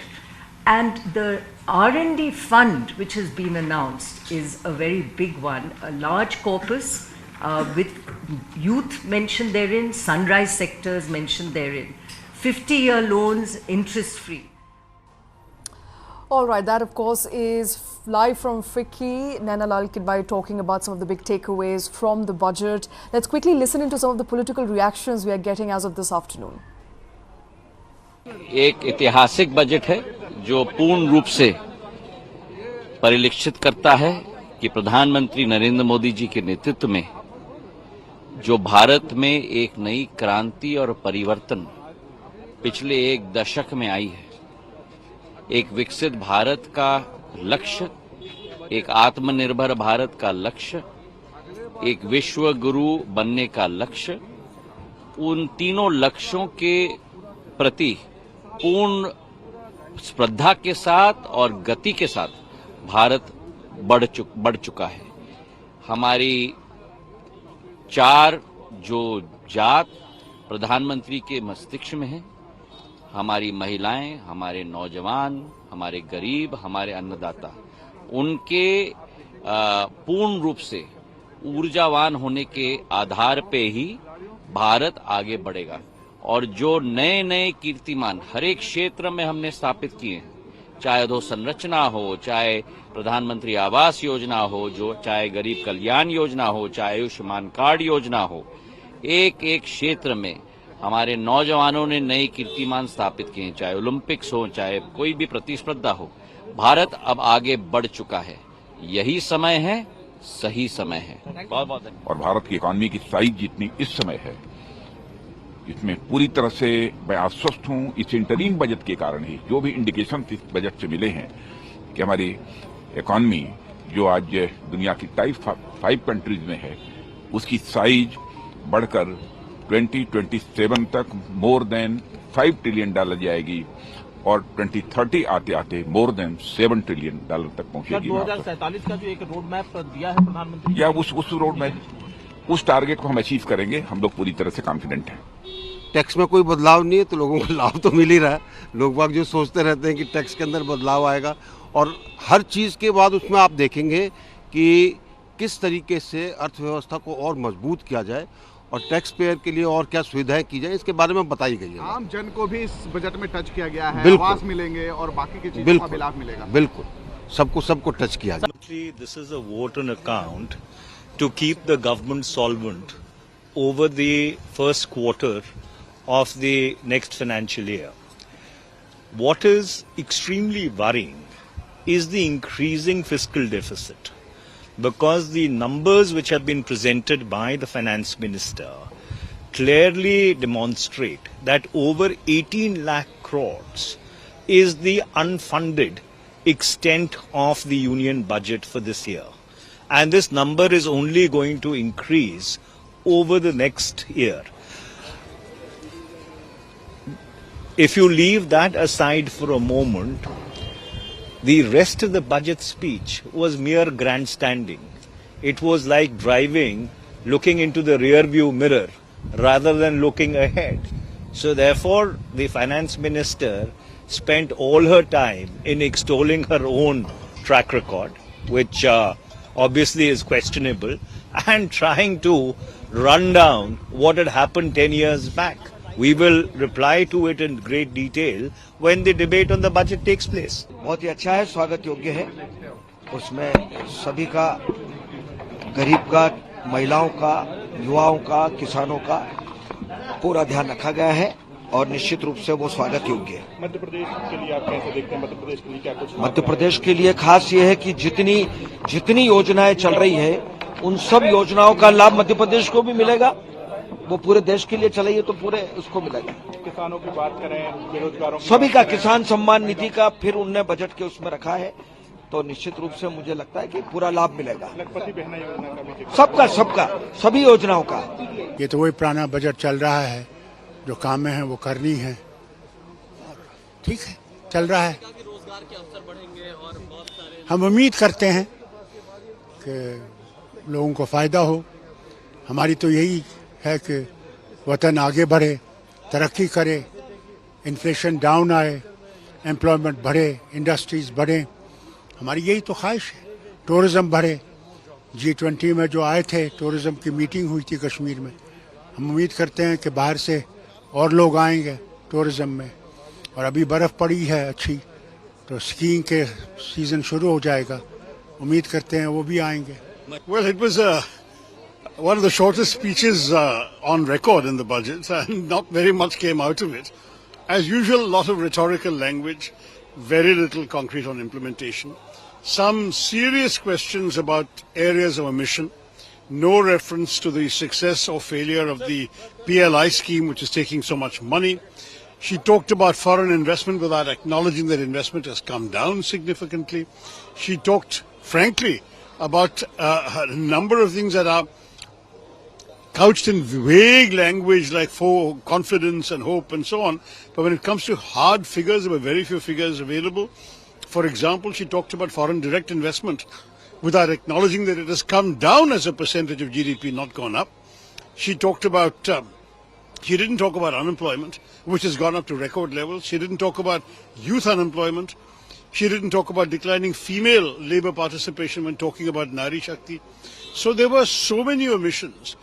I must say that this is going to be a very, very disappointing speech in terms of being couched entirely in generalities and without enough substance, nor any willingness to address the specific problems of the economy. She could have taken credit for certain things and challenged certain things, but instead what she gave us was nothing but unvarnished PR kind of rhetoric. Okay, well, a lot of voices coming in there, some pro, most of them pro, some anti. You know, Shashi, we've got Sanjeev Puri of ITC also standing by, but a quick reaction from you on what Manish Tiwari said, that the government has not really acknowledged that fiscal deficit, while it might be coming down as a percentage, in absolute terms, it seems to be ballooning. And do we have enough resources to fund for that deficit? See, I think we missed something in, by looking very micro-focused on these numbers, right? We've come out of one of once in a 100-year event, right? And the country has done admirably well. Yeah. And I think that is the real message here, that if you look at the entire world, Indian economy is doing well, and we came to that point by very skillfully navigating a once-in-a-century event. I think, so we can get caught up in these numbers and, argue about them. But I think the bigger message, and that is the confidence with which they are going ahead with this election. Okay, well, let's get another industry reaction there. Rabi standing by with President CII R. Dinesh right here.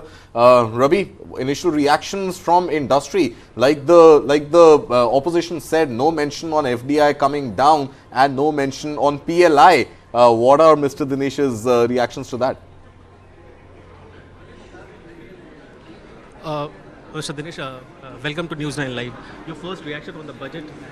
Very continued focus on growth and making sure it is equitable in its approach. So we are very happy with the budget, pleasantly surprised with the fiscal deficit of 5.1%, and we believe that gives us the headroom to manage any uncertainties in the global economy. So coming back to the sector specific, for the auto sector, we haven't heard much about it. No incentive for the electric mobility and the PLI scheme, which has got no mention this time. What's? So the way I would look at it is, she has mentioned about actually EV.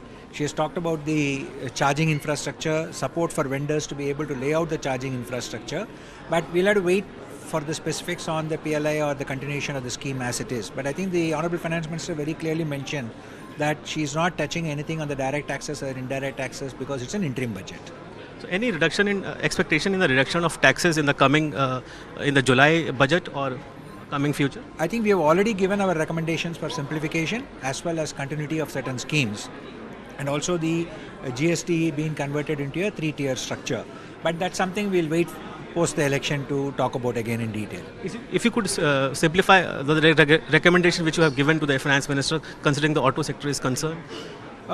Specifically on the auto sector, we did not give, except as I said, supporting the transition to both green, not just on EVs, but also on the biofuel, and making sure that the transition is well managed. But that is more.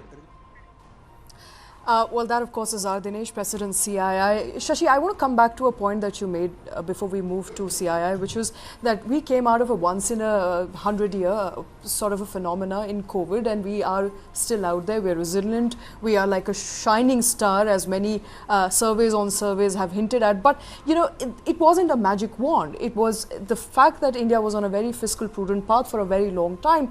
But you cannot hope for that success to be replicated again. Going back to what opposition is saying, as far as government's own borrowings is concerned, it is in fact short of what it wants to invest in country by the way of various schemes, some of which will be propped up because it's an election year. Does country have enough finances to shore up those revenues for those schemes? See, if you look at the direction in which they want to move the economy, right, it's going to be more and more digitally driven. It's going to be more and more technology driven.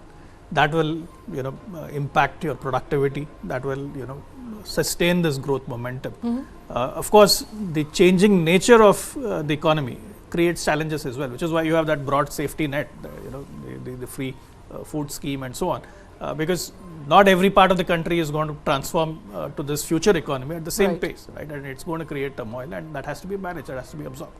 So I think that is the balancing act. That is a challenge that this Prime Minister has had, despite the geopolitical environment being very, very hostile with what is happening, the different wars, all the uncertainty that has brought in. COVID brought a huge amount of uncertainty. It ate away a large part of his second term. But so my assessment is that it couldn't have been any more skillful and more balancing than this. And we are investing in the economy of the future, which is where the future jobs will be, which is where the future growth will come from. And I think that is how they'll have to sustain this. Okay, on the economy of future, 1 lakh crore rupees corpus dedicatedly for R&D and tech. You specialize in what's happening in India as far as AI is concerned. Are you happy with that allocation? If yes, what is the extent to which you see that number being utilized in the upcoming months to make some strides in AI in India? Absolutely, I think it's a great first step. The devil will be, of course, in the details. How this will trickle down. The National Research Foundation, the bill was passed. That needs to be, fully baked, and it needs to take off in a big way. Its impact has to go beyond the government sector R&D. I think that is where the biggest challenge is. That in India, private sector R&D is very, very small. And hopefully, with these incentives, both in terms of financing, also, I'm guessing in the future we should have policies as well on how R&D spend by private industry is amortized, and so it reflects well in their balance sheets, right? So it creates incentives for them to invest more in R&D.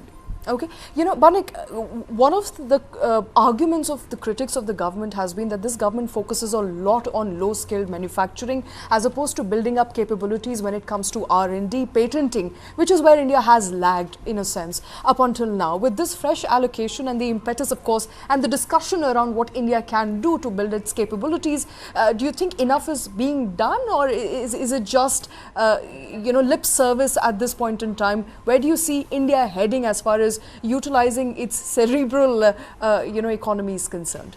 No, so I wouldn't say it's lip service. I think regarding this 1 lakh crore scheme, the devil will be in the detail as to how it's going to get given and who's going to be eligible for that. So let's wait for that. Okay. I think one of the most important elements of R&D is, in addition to government support, is private enterprise and private academia stepping in to support R&D.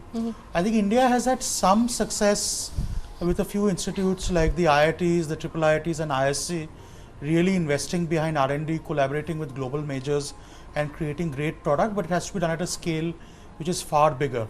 So I think the scheme is a good start, but I don't think the government alone can get us to be far more technology efficient or innovative. I think the private sector also needs to step in, and equal commitment and investments need to be made by private sector across the board. So it's a good start, but we are not going to reap the fruits immediately. We'd have to wait for a few years before we make the transition. We are seeing elements of it. Let's take startups as an example. Historically, we've been known as a software service factory with all the Infosys and the Wipros and the TCSs of the world. But if you look at the SaaS revolution which is happening out of Bangalore, we're actually now building products and companies which are going out to the West. So we are seeing some evidence of it. Biotechnology is an area where India is a forefront of. Even in AI, by the way, if you look at natural language processing, which is one of the bedrock of generative AI, a lot of the IP is actually generated in India in the offices of Microsoft and Google in Hyderabad. So there is a lot to be proud of, but we have to do far more, and the government commitment is not enough. Everyone has to step in, including notably private industry and also academia. Shweta, if we stick to technology, one key sort of realization that just dawned upon me was that the Finance Minister did not use the word semiconductor even once in the budget speech. I was just about to come to that. Semiconductors, which was such a shining opportunity for India, hopefully continues to be a shining opportunity, there was radio silence on it, right? Or parliamentary silence on it. In addition to that, data centers. I think data centers is another key area where India is actively looking at investing. In fact, we've got the big daddies of corporate India already making those very, very long strides in data centers. With the whole DP, with the whole Digital India Act in the making, data centers are going to be absolutely crucial, critical to India protecting its data. But no mention of data centers as well. So maybe Srinath, I believe, is waiting in. Srinath Sridharan is back with us. Thanks, Srinath, if you heard that budget speech and if you've been hearing our discussion here as well. No mention of semiconductors, no mention of data centers, and no mention of PLI. I mean, there's no mention of anything. Let me start off with that. Okay. I think it's one should call it, I don't know whether it's a vote on account or is it account of votes coming up.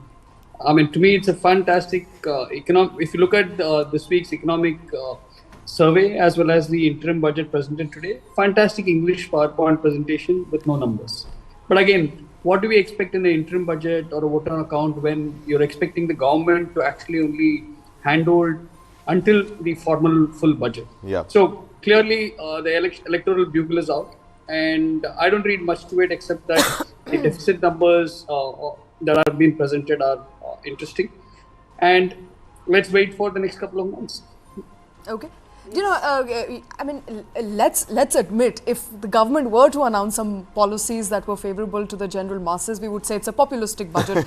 Right now, we are saying, you know, oh, it's just a mere lip service. One way or the other, it is by the way of opposition that we oppose. Yes, ma'am, you were saying something. Yes, I would say that, you know, the budget speech merely gives us the feeling that the government is very confident of coming back. But it doesn't give you a direction of what the government really wants to do. I do not, those who are saying it's a fantastic budget or a budget speech, I do not even they were tending the lip service, honestly.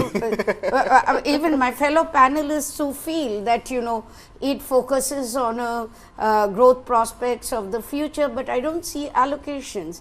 And what is quite imperative is the fact that till the elections are done, you do not withdraw the so-called populist expenditures that you've already made, be it in the form of the Kisan Samman Nidhi, etc.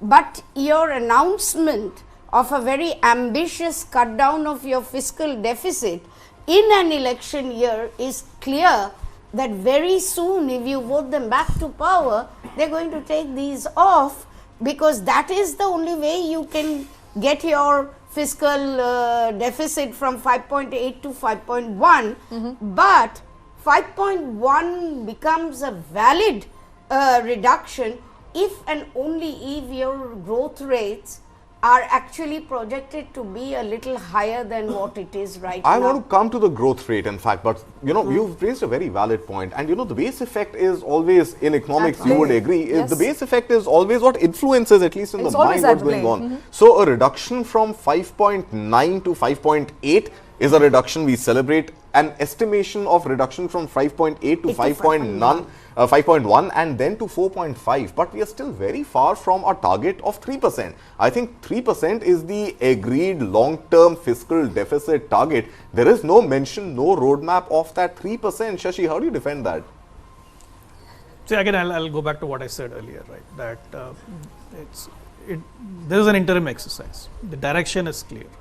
But is there a direction? You know, I'm saying this budget, it was unlikely to make any big ticket reforms. It was unlikely to, you know, come out with any schemes, populist or otherwise, because it's an interim budget. But what we, at least as journalists, were hoping for was some sort of a roadmap to the $7 trillion economy. But that roadmap has been pretty foggy, if you ask me, if you were to correlate it with the weather in Delhi where we are sitting right now. Wait for a few weeks. Okay. You will have the vision document, the manifesto. But sir, I want to understand how would the data support it? Because, you know, some numbers that we were running soon after that 7 trillion announcement came in 2 days ago. The numbers suggest that if India were to grow from 3.5 trillion at 7.3% this year, followed by a stated 7% next year and a sustained 7% up until FY30, And sustaining 7 is not going to be easy given what is happening in the world. We are at best reaching a $5.5 trillion mark, right? We are not reaching a $7 trillion mark. Now, if you were to look at the other estimation that a $5 trillion economy by FY28, then from a 5 trillion to a 7 trillion, we would have to achieve a growth rate of almost 19% in those 2 years. If you were to remove that 5 trillion benchmark and look at a sustained growth from here till FY30, we are looking at, after 7.3 and 7%, double-digit growth for the next 5 years straight, 11%, 11%, 12, 12, 12. How do you achieve that? No, again, I think let's look at the numbers. I disagree. I think I'm saying pure compound interest pure math, formula, simple math. Yeah, but the math you have dollar value, not even attributing it for appreciation, depreciation of rupee. No, but you have to add the inflation to it. I'm saying the nominal GDP growth, not the real GDP growth. The nominal GDP growth has to be around 12% for Absolutely. us. So if you're 7 and an inflation of 4 to 5, you're there, right? So we are not very far off, right? Okay. If at any, we'll miss it by a year, right? We are roughly today at around 3.75 trillion, a little bit higher than 3.5. I think we are well within track to hit 5 in 2 fiscals from now, right? Okay. Which is around 26, right? From there, the path to 7, again, as Dr. Goenka pointed out, is simple math. If we continue to grow at around 7.5%, and if we keep our inflation within check, which is 4 to 5%, and not deflate to 2 or go significantly higher, and if we maintain a steady currency which is not depreciating more than 0.5% a year, 7 trillion is a matter of math. It's just math will get there. The only thing which we've now learned from our neighbors is that any big mistake you make, like which is you see in Sri Lanka or Bangladesh, which sets you behind by a couple of years, either in terms of a flat economy or a shrinking economy, which happened with Sri Lanka, or a severe currency crisis which happened with Bangladesh, right? That's what we should worry about, right? Which is why the government's emphasis on fiscal prudence is actually very wise, right? The Indian economy is an animal which is too difficult to control. I don't think people sitting in Delhi can control the animal. The only thing we hope and pray is that we don't make big mistakes, right? Which just derails us. I think I'm very happy with the government laying its hand off the wheel, right? Quietly cutting and trimming on the side while continuing to invest in the economy, right? And encouraging private sector funding in, because remember, if there are too many government borrowings, then private sector borrowing gets crowded out, right? So again, for me, the 7 trillion is very achievable. I think the 2047 aspiration of a developed country, which means a per capita income of $20,000-$25,000, that is really stretched. Right? That means 10 times growth in per capita. I wanted to come to per capita income as well as per capita GDP. So even a 7 trillion at a population, let's say in FY30, if it grows at the current rate, 1.515 billion is the estimation, right? So a per capita GDP still comes well below $2,000, and per capita income in any case, $5,000, far away from the $25,000 mark. And at the same time, per capita income, which is right now, I think, steady state about 97,000 rupees or something, is unlikely to go up beyond 1,20,000 rupees as per some estimates. So, I mean, development at what cost, and is it equitable? That is precisely, I think, the whole question about this notion of the trickle down or distributive justice or growth with equity. These are big challenges. And any kind of complacency on this kind will also jeopardize the kind of roller coaster existence of this government and its belief that it will be voted back to power. Anything that kind of further deteriorates distributive justice, which in any case is being kind of cushioned or shock-proofed with these kind of so-called freebies that the government is announcing, which they might have to withdraw very soon. If that happens and there is overall discontentment, a $7 trillion achievement, I mean, I find it very, very difficult to achieve, but many of our panelists do find it possible in terms of simple math.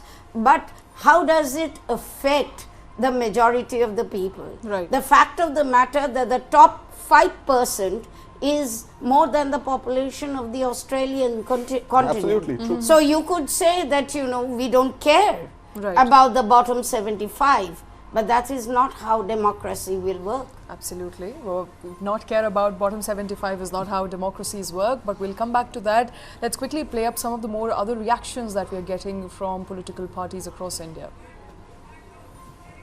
दुनिया में भारत को तीसरी अर्थव्यवस्था बनाने का जो संकल्प प्रधानमंत्री जी ने किया है, उसी के अनुसार वित्त मंत्री जी का ये बजट हिंदुस्तान की आर्थिक क्षेत्र को मजबूत करने वाला है, एक्सपोर्ट को बढ़ाने वाला है, उद्योग व्यवसाय की तरक्की करने वाला है और रोजगार नए क्रिएट करने वाला है। मुझे विश्वास है कि इंफ्रास्ट्रक्चर को अब जब से ज़्यादा प्रायोरिटी मिली है। हमारा भी बजट काफ़ी बड़ा है और निश्चित रूप से आने वाले समय में हमारे देश का रेलवे का, हवाई जहाज, एयरपोर्ट्स, रोड और पावर, ये जो इंफ्रास्ट्रक्चर के चारों क्षेत्र हैं, हम वर्ल्ड स्टैंडर्ड के बनेंगे, ऐसा मुझे विश्वास है। देश के विकास को गति देने वाला, रोजगार को बढ़ाने वाला और गांव गरीब मजदूर किसान के कल्याण की सोच रखने वाला ये बजट आदरणीय प्रधानमंत्री नरेंद्र मोदी जी के नेतृत्व में वित्त मंत्री निर्मला सीतारमन जी ने दिया है। मैं दोनों को बहुत बहुत शुभकामनाएं और शुभेच्छाएं देता हूं। नमस्कार। निर्मला जी ने कह भी दिया कि फुल बजट हम अपना पेश करेंगे, तो अपना बजट जो है वो एक सीक्वेंस में चल रहा है और वो सीक्वेंस है कि पिछले 10 सालों में सीढ़ी दर सीढ़ी हम लोग ऊपर चढ़ रहे हैं, चाहे वो युवा हो, चाहे वल्नरेबल सेक्शंस हो समाज के, चाहे महिलाएं हो, चाहे किसान हो, हर एक के लिए हमने लगातार काम किया है और वो इस बजट में रिफ्लेक्ट हो रहा है। यूथ के एस्पिरेशंस को एड्रेस किया है, महिलाओं को अभी तक इतने लाभ मिले हैं और सबसे प्रसन्नता का विषय है कि 1 करोड़ लखपति दीदी तो ऑलरेडी आ चुकी है और अगला टारगेट 2 करोड़ ऐड करने का, यानी टोटल 3 करोड़ लखपति दीदी लाने का है। और युवा हो, इनोवेशन है, स्टार्टअप इंडिया, मुद्रा लोन, हर चीज के लिए जो है लाभ दिया गया है। और सबसे बड़ी बात, साइंस इनोवेशन टेक्नोलॉजी के ऊपर बहुत फोकस है, एम्फेसिस है और टैक्स स्लैब नहीं बढ़ी है, ये सबसे बड़ी बात है। मैं इस बजट को और अध्ययन करके मैं बाकी चीज विस्तार से समझ बढ़ाने के बाद बोल पाऊंगा, लेकिन जो तुरंत मैं कहूँगा, इस माननीय वित्त मंत्री जी ने प्रधानमंत्री की दृष्टि को आगे ले जाते हुए, विजन को आगे ले जाते हुए 1 लाख करोड़ रुपया की रिसर्च एंड डेवलपमेंट के लिए एक कॉर्पस फंड की व्यवस्था किया है। 50 साल के लिए जो भी इस लोन को अवेल करना चाहेगा, इंटरेस्ट फ्री लोन देने के लिए निजी सेक्टर को भी व्यवस्था की गई है। प्रधानमंत्री जी ने जोर दिया है इनोवेशन को। इनोवेशन आज नई पीढ़ी की प्रायोरिटी की विषय बनी है। स्वास्थ्य सेवा हो, पर्यावरण हो, परिवहन हो, अनेक ऐसे फ्रंटियर इलाका में इनोवेशन भारत की नई पीढ़ी कर रहा है। उसको गति देने के लिए, उसको वेल्थ क्रिएटर बनाने के लिए प्रधानमंत्री जी ने वादा किया था लाल किले से। आज इस 1 लाख करोड़ रुपया की वित्तीय प्रबंधन के साथ एक बड़ी फासला उसको दूरी किया जाएगा। मैं उसको बहुत एक हिस्टोरिकल, एक गेम चेंजर पॉलिसी मानता हूँ। तो सबसे पहले तो निर्मला जी को शानदार बजट पेश के लिए बधाई देता हूँ और आदरणीय प्रधानमंत्री जी को खास करके हम लोग इतना बड़ा शुक्रगुजार है, हम लोग इतना खुश है कि दुनिया परेशानी में गुजर रहे हैं और भारत एक ब्राइट स्पॉट इकोनॉमिक पावर के रूप में उभर के आया है। ये एक बहुत ही अच्छा नेतृत्व का एक नमूना आज बजट में देखने को मिला है, क्योंकि इतना बैलेंस बजट, कोई सेक्टर दुखी नहीं। आप बताइए, किसानों से लेकर के वैज्ञानिकों से, युवा, महिला और गांव में रहने वाले हमारा आदिवासी हो, चाहे जनजाति के लोग हो, चाहे हमारे बॉर्डर में रहने वाले हो, चाहे कोई भी आप सेक्टर से किसी को पिकअप कर लीजिए, सबके लिए इस बजट में प्रावधान रखा है। और ये बजट हमारा देश को एक ताकतवर राष्ट्र बनाने के लिए, 2047 में विकसित भारत बनाने के लिए और 5 ट्रिलियन इकोनॉमी अगले 2-3 साल में कैसे पहुंचाना है, पूरा इस बजट में। सर, इसमें एक स्पिरिचुअल टूरिज्म के लिए खास बात कही गई है और 2 करोड़ नए बनाने की बात कही गई है। इसमें अब मैं एक पॉइंट बोलूंगा तो कितना बोलेगा, इतना अच्छा पॉइंट, हर एक लाइन में 5 लाइन और इतना अच्छा प्रावधान है। लेकिन स्पिरिचुअल टूरिज्म का तो आपने जैसे कहा, भारत तो लैंड ऑफ स्पिरिचुअलिज्म है। स्पिरिचुअल टूरिज्म तो बहुत एकदम हमारे यहाँ भंडार है। ये तो हमारा बहुत बड़ा इकोनॉमिक पावर के साथ साथ बहुत बड़ा टूरिज्म हब भी भारत ऑलरेडी बन चुके हैं और आगे बढ़ रहा है। बजट में कुछ नहीं होने वाला। इस बजट में गरीब और मध्यम वर्ग को सिर्फ जुमले और शब्दों का अच्छा प्रोनाउंसिएशन, शब्दों का अच्छा आचरण मिलेगा, और जो भी अगर कुछ है सब्सटेंटिव, अगर कुछ ठोस है इस बजट में, तो सारे सबसे बड़े जो उद्योगपति जो मोदी जी के करीब हैं, जो नए उद्योग में निवेश करना चाहते हैं, उनके लिए इस बजट में कुछ मिलेगा, और वही इस बजट में हमने देखा। So this is an interim budget, as you know, and this is certainly our Honorable Finance Minister has done an excellent job in summarizing what has happened and how India has transformed in the last 10 years. From a fragile 5 economy that was a situation in 2014, we are today the top 5 economies of the world. We are the fastest growing economy in the fastest growing major economy in the world. And it is clear today that India is on a launch pad to become a developed nation in our lifetime. So this has been an excellent summary, the interim budget, of what the qualitative and quantitative transformation of the Indian economy has gone through in the last 10 years. The opposition will obviously criticize it. What else can they do? They certainly can't admire our performance. The opposition's job is to criticize, and they'll continue to criticize even when they lose the next election. I have no expectations, none whatsoever, from this government. This is only an interim budget. This is only a vote on account to make sure that the government of India has the necessary funds to carry on its routine affairs. So anything substantial or structural should have been done by now, because they have already had a full 5-year term. So we'll have to wait for the new government to come into office to bring about any structural or important changes. All right, lots and lots of reactions pouring in there, some pros, some against, but I think the real benchmark here to follow would be the markets. Let's see how the markets have performed. Andrew Holland, I'm told, is joining us, CEO Avendus Capital. Mr. Holland, thank you so much. Good afternoon to you. We are seeing the markets have been more or less flat. They started a little choppy in the morning, but markets have remained flat. What is this a signal of? How do we read the market reaction to the budget? Well, given that we had a big disappointment last evening with the Federal Reserve and we saw global markets falling, I think it's not a bad result. I mean, we shouldn't have had any big expectations from this budget. To my mind, it's credible in what she's done, and it sets itself up obviously for some further amendments in July once the new government's formed. So I think what we're going to move to now, and it's very interesting. In terms of how the market's going to look at the next 2 to 3 months, but just away from the elections for a second, it's all going to be about monetary policy. Okay. And it's been about monetary policy in the US, it's going to be about monetary policy here. If you get the RBI starting to reduce rates, I mean, we said that the fiscal deficit is going to be lower, borrowing is going to be lower. That will be the catalyst, I think, for the private capex, given the confidence they might have in the next government, to start spending more, and I think that's the key. So monetary policy is going to take over from the budget, and not so much the elections, but certainly in terms of the market direction over the next 2 to 3 months. Okay, but how do you see the monetary policy panning out from here, Mr. Holland? Because we haven't yet reached that 4% mark that RBI Governor Shaktikanta Das really wants to hammer down inflation to. It is still within the threshold, but at elevated levels. So any rate cut right now does not seem to be coming through, not in India, not in the US. Yeah, so I think the US is probably more likely May or June. But what we need to think about is in June, India goes into the new bond indices, the JP Morgan indices, which will bring in $30 billion. And that's just for one indices inclusion. Right. There'll be more indices going forward.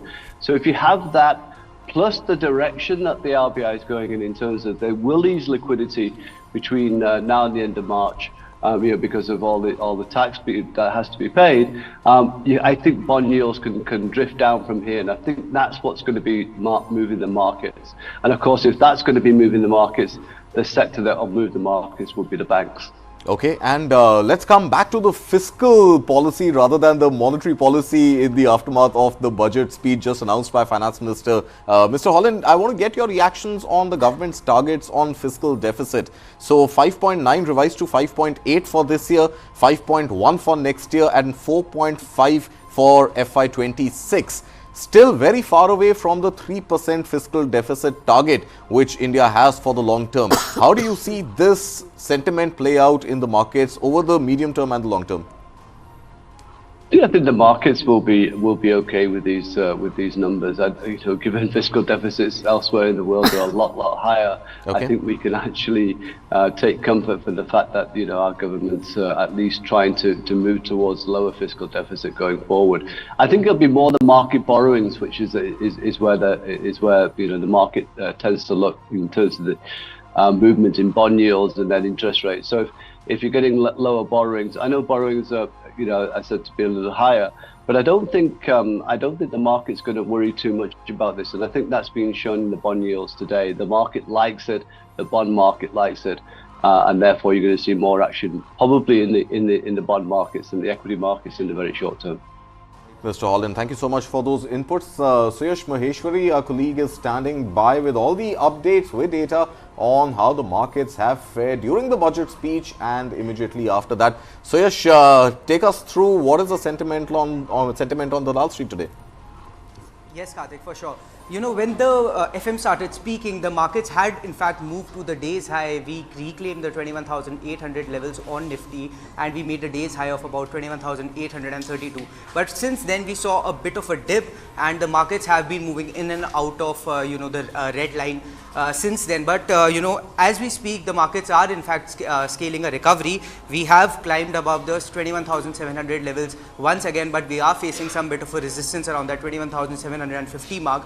And we have also a lot of other data points also coming through. We have the PMI manufacturing numbers that have just come, and the PMI for the month of January is in fact at a 4-month high, and the auto numbers are also trickling in. So a lot of factors for the street to react to, and I'll just take you through the sectors and how they are doing this morning. Nifty Bank is seeing a good bit of a recovery. Nifty Bank is back above the 46,000 level. It's up somewhere around 0.4% this at around 1 p.m. And the auto pack, that's the leader. It's up about 1%, the Nifty Auto Index, whereas we are seeing some bit of a decline across sectors such as your pharma space, the Nifty Realty, media and metal stocks. They are reacting negatively to how the budget has panned out. Okay, I think one stock we should definitely talk about, Suyash, would be the 197 communication Paytm stock. But if Mr. Holland is still with us, I'd like to first get his initial reactions on the whole Paytm drama unfolding between yesterday evening and today afternoon. Mr. Holland? Yes. Individual stocks, but what I would say about this is that we've seen one side of the argument, which is obviously from the RBI, and there is a conference call at 3:30 this afternoon by the company. So I think let's listen to what they have to say, what actions they're going to take. I'm sure they've been in conversation with the RBI. So let's see if it's a little bit more positive than the noises I've been hearing. This is there's nowhere to go but down. I'm sure there's a lot of conversations going on with the Reserve Bank on this issue. So I'd rather wait to see what the company says before taking a even more negative view than the market's taken so far. All right, and before we let you go, I also want you to quickly react on the IT pack. It's flattish as of this afternoon. It was in the red as of this morning, and this of course on the back of the fact that Feds are not lowering interest rates anytime soon. The hope has been pushed back to June or July of this year. Do you believe the IT pack and the growth in the IT pack will remain muted in the short term? What's your view on the IT pack? No, you're correct. It's going to be muted, and I think the market knows this. You see, when we look at the Fed, it's not. Yes, it might have been pushed back, but the good news is that they're still saying we will reduce interest rates. It's all about timing. The market will run ahead of that. So I think the results of the IT saw a bottoming out in terms of the numbers, and I think that will continue. And once the Fed does kind of reduce rates, that's when you'll get the next catalyst and move up for the whole sector, if not before. All right, Mr. Andrew Holland, thank you so much for those inputs. So, yes, if you're with us, just take us through the journey of the Paytm stock today. I believe it hit lower circuit just as the markets opened and trading has been halted. What happens from here on from a technical trading standpoint? Alright, so the stock is still in that 20% lower circuit. The circuit limit has not been revised downwards. If that opens, the expectation is that there will be another 10% circuit, and in multiples of 10% from there on. But as of now, the stock is still locked in that 20% lower circuit, and the circuit limit has not been revised downwards. Right, that is as far as Paytm. Yeah, that is the Paytm story. That Paytm story is still unfolding. So, Yash, thanks for joining us. I believe we also have Harshvardhan Rungta joining us right now live from Mumbai. Harshvardhan Rungta, thank you so much. No changes in the tax structures, tax rates, tax slabs, tax regime. One big hope was, or one big aspiration was, that the old tax regime will be kicked out of the window, but no changes at all. What are your views? How are you seeing this silence on taxation in the budget? So, well, Karthik, was very well expected, because this is just an interim budget. I mean, you do not really expect, landscaping or changing tax regimes right now. But in July, of course, you will possibly hear something on this count. But nevertheless, I mean, at this juncture, keeping status quo is also good, because people are well settled in this particular tax regime. Those who want to avail of the old tax regime and filing returns with deductions are continuing to do so. Very clearly, in the near future, I don't know when, it could be possibly a year or two, you will see that the old tax regime will be phased out. I'm very positive on that count, saying that government is inclined towards removing all complications and leakages under the name of deductions, and so that you will see the push towards the new tax regime very soon. All right, stay with us, Mr. Rungta. We'll come back to the tax story, but I think another big theme emerging from the budget is around rural demand and the government really making that bid for rural demand to kick in. I'm told we have Mr. Sanjeev Puri, Chairman and CEO of ITC, right here with Rabiul at CII. Rabi, take us through what Mr. Puri has to say about rural demand.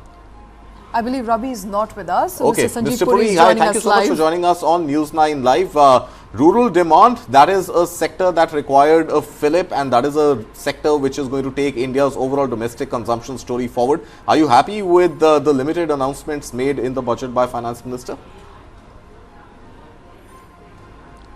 Well, I think there is a lot for rural in this interim budget.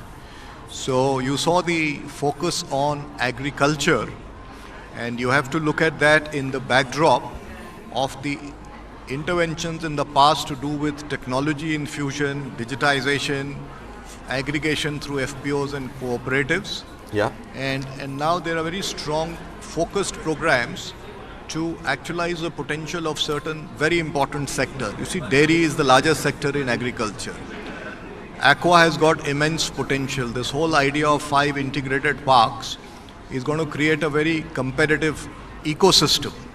The focus on oil seeds, I think, is important because there's a lot of imports happening from that perspective. Right. So definitely a substantive amount of focus on rural. Then you look at, you find the public capex also going up. You find that the support to the states for capex is also going up. All these also have their fair share in rural. We're also talking about the Gramin Awas Yojana. Yes. So a lot of positives for rural, and I think over a period of time it's going to not only build productive capacity, with us, Mr. Puri, but we it's have also the Prime going Minister's to reaction coming in. So why don't you listen into that and then we can continue the conversation. गरीब, महिला और किसान सभी को empower करेगा। निर्मला जी का ये budget देश के भविष्य के निर्माण का बजट है। इस बजट में 2047 के विकसित भारत की नींव को मजबूत करने की गारंटी है।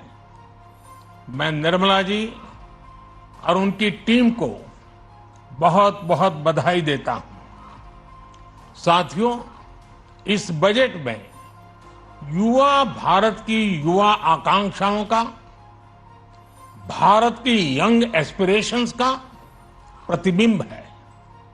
बजट में 2 महत्वपूर्ण निर्णय लिए गए हैं। रिसर्च और इनोवेशन पर 1 लाख करोड़ रुपए का फंड बनाने की घोषणा की गई है। बजट में स्टार्टअप्स को मिलने वाली टैक्स छूट के विस्तार का भी ऐलान किया गया है। साथियों, इस बजट में फिस्कल डेफिसिट को नियंत्रण में रखते हुए कैपिटल एक्सपेंडिचर को 11,11,111 करोड़ रुपए की ऐतिहासिक ऊंचाई दी गई है। अर्थशास्त्रियों की भाषा में कहें, डेफिसिट को नियंत्रण में रखते हुए कैपिटल एक्सपेंडिचर को 11,11,111 करोड़ रुपए की ऐतिहासिक ऊंचाई दी गई है। अर्थशास्त्रियों की भाषा में कहें तो एक प्रकार से स्वीट स्पॉट है। इससे भारत में 21वीं सदी के आधुनिक इंफ्रास्ट्रक्चर के निर्माण के साथ ही युवाओं के लिए अनगिनत रोजगार के नए अवसर तैयार होंगे। बजट में वंदे भारत स्टैंडर्ड की 40,000 आधुनिक बोगियां बनाकर उन्हें सामान्य यात्री ट्रेनों में लगाने का ऐलान किया गया है। इससे देश के अलग अलग रेल रूट पर करोड़ों यात्रियों में आरामदायक यात्रा का अनुभव बढ़ेगा। साथियों, हम एक बड़ा लक्ष्य तय करते हैं, उसे प्राप्त करते हैं और फिर उससे भी बड़ा लक्ष्य अपने लिए तय करते हैं। गरीबों के लिए हमने गांवों और शहरों में 4 करोड़ से अधिक घर बनाए। अब हमने 2 करोड़ और नए घर बनाने का लक्ष्य रखा है। हमने 2 करोड़ महिलाओं को लखपति दीदी बनाने का लक्ष्य रखा था। अब इस लक्ष्य को बढ़ाकर 3 करोड़ लखपति दीदी बनाने का कर दिया गया है। आयुष्मान भारत योजना ने गरीबों की बहुत मदद की है। अब आंगनवाड़ी और आशा वर्कर, उन सबको इस योजना का लाभ मिलेगा। साथियों, इस बजट में गरीब और मध्यम वर्ग को एम्पावर करने, उनके लिए आय के नए अवसर बनाने पर भी बहुत जोर दिया गया है। रूफटॉप सोलर अभियान में 1 करोड़ परिवारों को सोलर रूफटॉप के माध्यम से मुफ्त बिजली प्राप्त होगी। इतना ही नहीं, सरकार को अतिरिक्त बिजली बेचकर लोगों को 15 से 20 हजार प्रति वर्ष की आय भी होगी और ये हर परिवार को होगी। साथियों, आज जिस इनकम टैक्स रेमिशन स्कीम की घोषणा की गई है, उससे मध्यम वर्ग के करीब 1 करोड़ लोगों को बड़ी राहत मिलेगी। पिछली सरकारों ने सामान्य मानवी के सिर पर दशकों से ये बहुत बड़ी तलवार लटका कर रखी थी। आज इस बजट में किसानों के लिए भी बहुत महत्वपूर्ण और बड़े निर्णय लिए गए हैं। नैनो डीएपी का उपयोग हो, पशुओं के लिए नई योजना हो, पीएम मत्स्य संपदा योजना का विस्तार हो और आत्मनिर्भर ऑयल सीड अभियान हो। इससे किसानों की आय बढ़ेगी और खर्च कम होगा। मैं एक बार फिर सभी देशवासियों को इस ऐतिहासिक बजट के लिए शुभकामनाएं देता हूं। बहुत बहुत धन्यवाद। विकसित Bharat, the theme emerging out of what PM is saying. He has summarized the budget.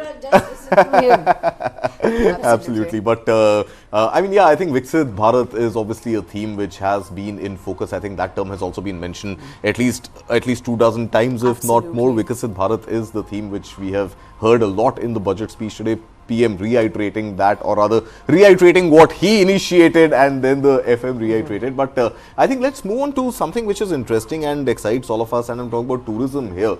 And tourism is again an industry which saw its own fair share of controversy earlier this month, where who would have expected? Who would have expected that, you know, Maldives and Lakshadweep is going to become some sort of a diplomatic flashpoint. But yeah, Lakshadweep infrastructure development is something that FM spoke about. I don't know if you can listen into that bite quickly on what FM said about developing infrastructure in Lakshadweep before we take this conversation forward. Our economic strength has made the country an attractive destination for business and conference tourism. Our middle class also now aspires to travel and explore. Tourism, including spiritual tourism, has tremendous opportunities for local entrepreneurship. States will be encouraged to take up comprehensive development of iconic tourist centers, branding and marketing them at global scale. A framework for rating of the centers based on quality of facilities and services will be established. Long-term interest-free loans will be provided to states for financing such development on matching basis. To address the emerging fervor for domestic tourism, Honorable Speaker, sir, projects for port connectivity, tourism infrastructure, and amenities will be taken up on our islands, including Lakshadweep. This will help in generating employment also. Employment generation in Lakshadweep, and I think it started with island. Yeah, it started with the temple economy, moved to island economy, moved specifically to Lakshadweep. It's very interesting that in the later years of the 80s, my father was posted in Lakshadweep. So I've been in Lakshadweep, and out of the 27 islands there, only 10 are inhabited.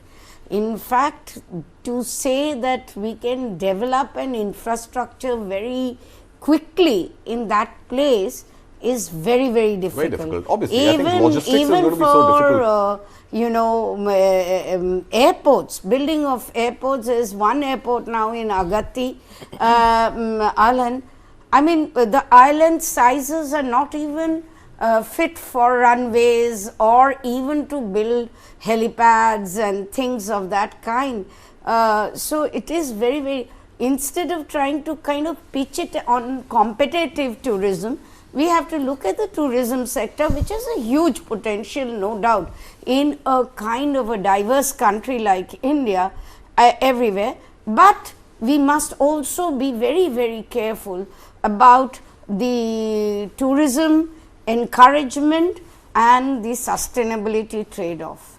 We know what is happening in the hills, and we know just widening roads is destroying not just the ecology of the hills, but it is actually becoming quite problematic for the economic environment in those No doubt. I think, you know, there's no debate that developing Lakshadweep is going to be absolutely difficult. It's going to be super expensive, and the whole logistics of carrying labor and carrying material there, shipfuls of concrete to be built to create that infrastructure is by no means going to be either easy or inexpensive, and neither can it be done very quickly, even if you were to deploy a lot of investments, human and otherwise, into it. But I think the other theme emerging, which the FN started with but then digressed from in favor of Lakshadweep, was this whole religious tourism, temple economy, and with the kind of investments we've seen going into Ayodhya and sustaining themselves over the next 10 years. Tourism is something which can attract FDI into India. Tourism is something which can bring in dollar revenue for the country and overall give a fillip to the rupee as well, Barnik. Yeah, so I think the challenge with developing the tourism sector is that a lot of the decisions and execution is with the state government, which is why I think the finance minister is very clear that the states also have to develop it, and the central government will do a dollar for dollar matching or a rupee for rupee matching. See, let's look at the way we have to develop tourism, right? Even for an Indian family which is going away on a long weekend, right? It is very rarely that you'll go to one place and see a temple and come back, right? So if you look at Ayodhya, right, it's not about just the temple, right? Of course, you've got the entire ecosystem to come No, up. you have to create a full Ram or a Ramayan circuit around Ayodhya, right? Where someone goes, bases them in Ayodhya, goes to various places where various events of Ramayan happened. Now, all of this needs infrastructure, which is both access infrastructure, quality hotels of all kinds, right? True. The problem of a lot of religious sites in India, and I don't want to sound derogatory, but they're just filled with dharamsalas, right? There's no proper hotel infrastructure, no proper hostel infrastructure. Yes. So developing the hospitality industry, creating an experience for tourists so that they can visit that with their families, whether they are old parents or even kids, right? Because a lot of tourist destinations, particularly religious destinations, are hard to access. It needs walking, there is no accessible path and all of that. So this leads a lot of concerted effort, both primarily by the state government, supported by the central government, and a lot of private capital which needs to come in. I think the craze around the Ram Mandir opening, right, has shown that there are enough Indians who are willing to travel, right? But can you sustain it over a period of time, and can you invite people? For example, the Prime Minister very successfully in his constituency has created the entire Dev Deepavali thing, which has become a huge craze now, right? But what has supported that is hotel infrastructure, which has come up in Banaras, the entire cleaning up of the ghats, right, so it becomes access. So it's a lot of things which to work together. I think there is an untapped potential which has not been driven because state governments have been lax at it. If the government is financing it, I think some state governments should step up. I think it's easier for the ruling party state governments to step up because at least from the center you can drive them. But there's a lot of potential. You just don't have to go to islands. You can go to, there are so many places. There's a beautiful Ram Mandir at Orcha. I don't know how many people know that, right? So again, very difficult to access, no airport nearby, few hotels in the vicinity. So I think all states should look at its full tourism potential, see if there are spiritual sites, religious sites, and enough other vocational activities to stay engaged in, especially for families who are going maybe with children or with the elderly. Also, you have to understand that tourism will come with enough purchasing power. Of course. So if the per capita incomes are not rising very much, you see in terms of population, and you may have enough people traveling, no doubt, but to sustain a very steady, very buoyant tourism sector, you will need incomes going up. Absolutely. And that is very, very important because always tourism. I think that is the bedrock of any sort of consumption story, and whether we talk about enough money to whether we talk about needs or wants, and it's not a basic necessity consumption. Even if we don't say it's a luxury consumption, it's a want. It's not a need. It is something over and above. It's a desire, perhaps, not even a want. But I think another important element that came out. Sorry, you want to say something? I wanted to make a comment on island tourism, and again, a hilarious. I was feeling very guilty because last weekend I went to Sri Lanka. You did not go to Lakshadweep? I didn't go to Lakshadweep, but yesterday the finance minister said that please go to Sri Lanka because Sri Lanka is a friend and then an Indian tourist. So I think in addition to the Indian islands, I think the foreign minister has sanctioned that patriotic Indians can go to Sri Lanka. So we need their revenue to add up for our debt to come back, right? And for them to be an ally and not go into the hands of China. True, totally. So I think another important theme that came out, Shweta, was whatever little emphasis on renewable energy, whatever little announcements made on net carbon zero. So from rooftop solar panels to the biogas incentives, he has named it also energy. Something like Suryodaya, no? Suryodaya is the solar rooftop solar mission. Paneling. But I think let's quickly listen into what Finance Minister specifically said on sustainable development for India. Rooftop solarization and Muft Bijli. Through rooftop solarization, 1 crore households will be enabled to obtain up to 300 units free electricity every month. This scheme follows the resolve of Honorable Prime Minister on the historic day of consecration of Sri Ram Mandir in Ayodhya. Following benefits are expected. Savings up to 15 to 18,000 rupees annually for households from free solar electricity and selling the surplus to the distribution companies.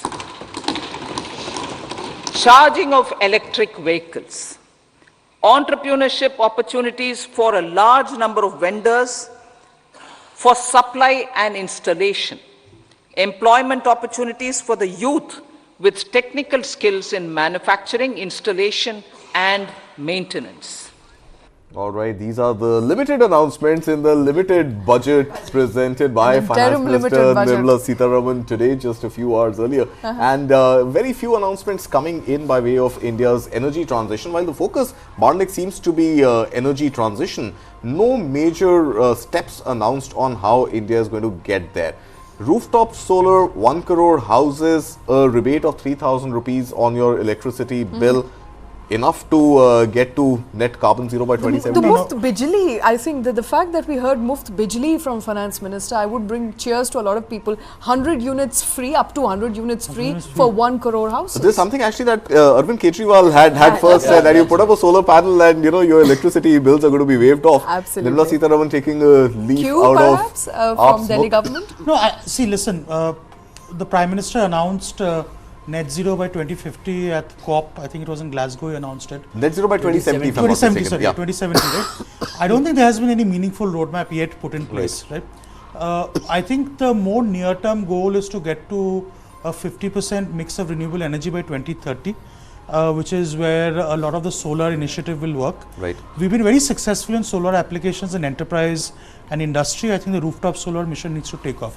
I think first 100 units free is quite an attractive scheme for people who are about to make capex, because remember, it's not cheap to install a solar panel, and for 1 crore households, again, you look at the subsidy. So again, it's not enough, because on a vote of account budget you won't see enough initiatives, but you need to do a lot more. I think what was missing, for example, which was announced last time, there was an emphasis on green hydrogen production.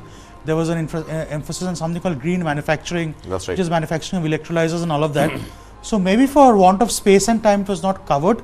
I look forward to the full budget in July to see what the impetus is, because last time the Finance Minister allocated what I would call token amounts or pilot project amounts. That's right. In case the allocations go up significantly, then it means India is being serious. But again, we have limited funds, so we have to be careful where to invest the money in. But this has to be a huge focus for us, not only from a decarbonization point of view, but from the Prime Minister's vision of being world leaders in new industries. Absolutely. There is no country on earth which manufactures green hydrogen at scale. True. No country which does electrolyzers at scale. So capturing that opportunity needs a government stimulus, maybe a viability gap funding initiative which does that. So again, I think more expected in the July budget than today's speech. And we've seen viability gap funding, at least in the wind sector, Exactly. to produce up to 1 gigawatt of energy. So Rakesh, I think a very important point there. We have to become self-reliant when it comes to sustainable formats of energy, and that energy transition has to be complete. If nothing else, for our own economic security, because we continue to be an oil importing nation. So a little too late, budget after budget on this energy transition. I understand interim budget, fine, but you know, this oil import bill has been biting us and stinging us for many years now. So I think first and foremost, I think we expect too much from budgets, and this was an interim budget, probably the shortest I have heard in 32 years. So in that sense, putting too many things in terms of the policy direction in the budget is an unfair expectation. Okay. I believe the government is committed to the sustainability agenda. Has it done enough so far? I don't think it has done enough, because it's a long-term drawn objective, and doing it on the ground has its own challenge. For instance, this rooftop solar thing, they tried it earlier, I think about a decade ago, in the UPA government with the housing societies. That's right. Where there is one central pool of real estate. Right. So it's all linked to the real estate. Who owns that real estate? Who owns that shut of the residential tower? Is it the top floor guy, or is it the society? So it lies in, there is a lot of need to focus and on detailed attention. So in that sense, nitty-gritties have to follow. Okay. But if you tie it up with free electricity, I think there is a big incentive already in store from the Delhi government. And what Shweta was just now telling us, I missed that part, that the finance minister also talked about this political. Exactly, yeah. See, the bigger picture is, we have to look at the macro challenge that India faces and all emerging economies face. You're pushing for more and more development. Right. Yeah. More and more development will come at the cost of greater consumption of fuel. And what is the fuel that we are consuming in a country like India today and for the foreseeable future? It's the traditional fossil fuel. Absolutely. So balancing that challenge is going to be a key issue for any government, whether it's the state or the center, and in fact across emerging economies. Absolutely. So long as you're conscious of it, our renewable target is by and large in sync, but we obviously need to do more. The integration of business in that particular space, an area that he represents in terms of identifying businesses in renewable, it hasn't happened at the scale that it was expected to happen. Now they have their own challenges, they go back to incentives. So this incentives versus setting up business at your own entrepreneurial risk is a game that we keep playing each sector. So renewable is no exception. No, I just like to make a distinction. Energy independence is different from net zero. Right? Absolutely. There are two different things. The Prime Minister has set 2047 as the goal for energy independence. Now we don't have a lot of oil, right, and we have some coal, right? So it is hard to be energy independent, because even if you do everything with solar, you need to upgrade your grids, you need to have battery storage systems, right? So the technology is still not there, but there were interesting announcements on subsidies or financing for coal gasification and liquefaction projects. That's right. We have a lot of coal which can be used now. Right. That sets us behind on the decarbonization goal. So at some level, these goals work a little bit at odds with each other. And there will always be a conflict. There'll be a little bit of conflict. Nobody if one does a fair critique. I would imagine the first time Prime Minister Modi came into power in 2014, one of the key statements he made that, and he repeated it several times, that we want to reduce import bill in oil by 50%. I don't see that happening in the next 10 years. I mean, I think the only solace, if I can say, was that India found was in the Russia-Ukraine conflict. Well, that's a geoeconomic so formula. At least that helped us keep our oil import bill under check for a good 1.5 years or so. Now, how long is that going to continue with whatever is happening in the Red Sea is another matter. But I think if we were to, in the interest of time, shift focus to another very important function which rests again at the cusp of employment generation, rural demand, etc., is this whole emphasis on skilling. Again, interim budget, not too many announcements, but whatever little was said about skilling, let's just listen into what Finance Minister had to say. Empowering the Amrit PD, the Yuva. Our prosperity depends on adequately equipping and empowering the youth. The National Education Policy 2020 is ushering the transformational reforms. PM Schools for Rising India, PM Shri, are delivering quality teaching and nurturing holistic and well-rounded individuals. The Skill India mission has trained 1.4 crore youth, upskilled and reskilled 54 lakh youth, and established 3,000 new ITIs. A large number of institutions of higher learning, namely 7 IITs, 16 triple ITs, 7 IIMs, 15 AIMS, and 390 universities have been set up. All right, well, that is as far as skilling goes, but very critical in the ambit of the skills being utilized is India's own ambitions to become self-reliant and become the factory of the world when it comes to manufacturing, and within manufacturing, more specifically electronics, and the bedrock of electronics being semiconductors as we know it now. I'm told we also have Ashok Chandak, President IESA, joining us live right now. Mr. Chandak, thank you for taking time out on Budget Day. We were expecting a lot of announcements to come in, and these announcements on the back of an already existing 76,000 crore outlay on semiconductors, but no further announcements in the budget speech. Were you expecting something big to come in the interim budget? I would say there was some positive optimism, surely, but I could understand being an interim budget, and also we see the election year coming up. So it's more of the tightrope walk to keep it more balanced and continuation of the initiatives those were rolled out before actually. Okay. So that will be continued. There are a couple of things which stands out for me. Maybe there is no mention of a semiconductor word as a directly or electronics. But there is one thing which, if you also recollect in the previous discussion, I highlighted that we need some significant funding for research and development in the sector. Yeah. So 1 lakh crore rupees allocated for that. Yeah, it's been allocated as a sunrise sector. We have to see the detailing now, how much comes for these sectors. But I'm sure there is a significant portion would come to the technology sector, including semiconductor and electronics. Okay. Because for long-term sustenance of value-added manufacturing, this research is very, very important. So I see this as a very, very important and a very welcome step that would be important here. Number two, which comes to my observation, is on EV. there is a mention of the manufacturing and charging infrastructure to be supported. Now, how much allocation is done remains to be seen. I hope once the new budget gets announced, we would see a significant improvement into that, because that clearly is a roadmap from the government perspective to have that clean energy topic, and also EV buses and other stuff have been spelled out. Okay. There's also mention of the startup support, which need to be continued, and there are additional things.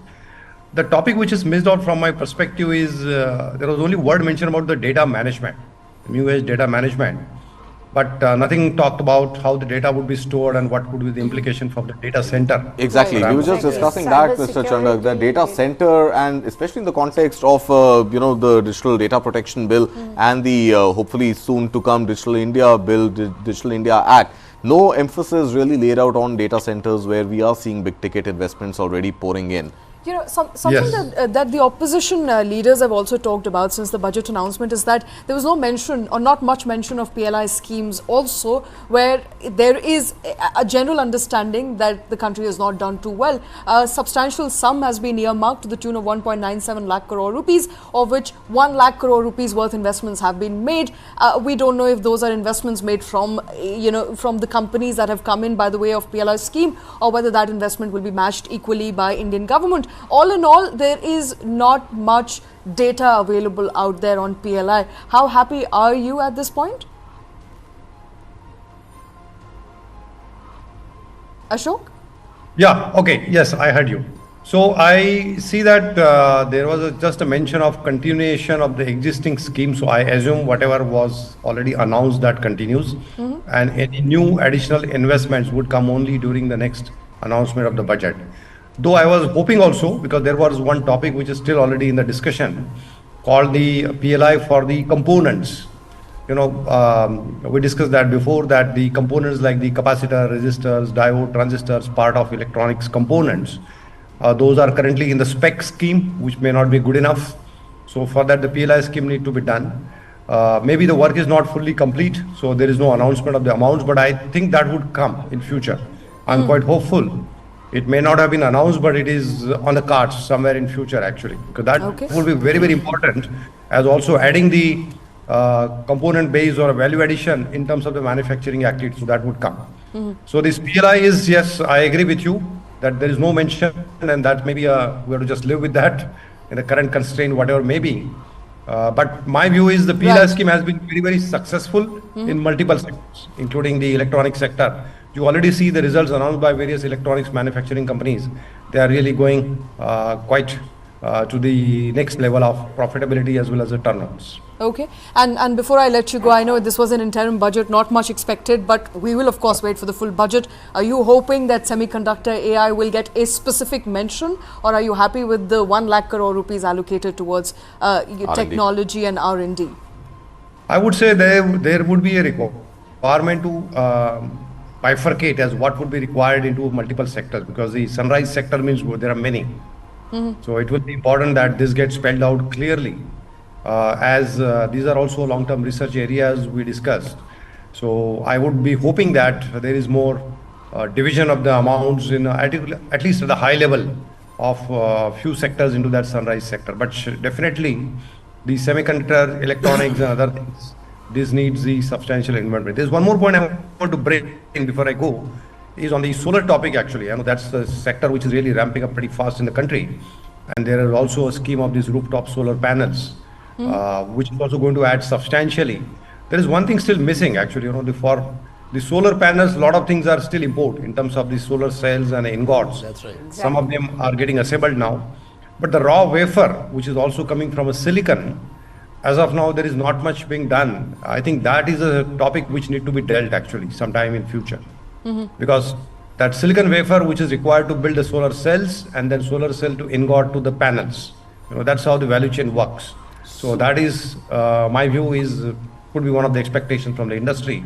Right. Currently, China leads the way, by the way. Right, Mr. Chandak, thank you so much to join us here with your insights. But Rakesh, very valid points. I think, this component dependence, whether we talk about the wafers for the semiconductors or the silicon wafers for the solar panels or the lithium ion batteries for the electric cars, at some point, whatever our goals are when it comes to manufacturing, whether it is, the green energy transition, any sort of futuristic path that we want to walk on or drive on, as the case may be, or want the sun to shine on, we at some level will continue facing these obstacles of being dependent on our counterparts across the world. And then how do we sort of, reach our ambitions?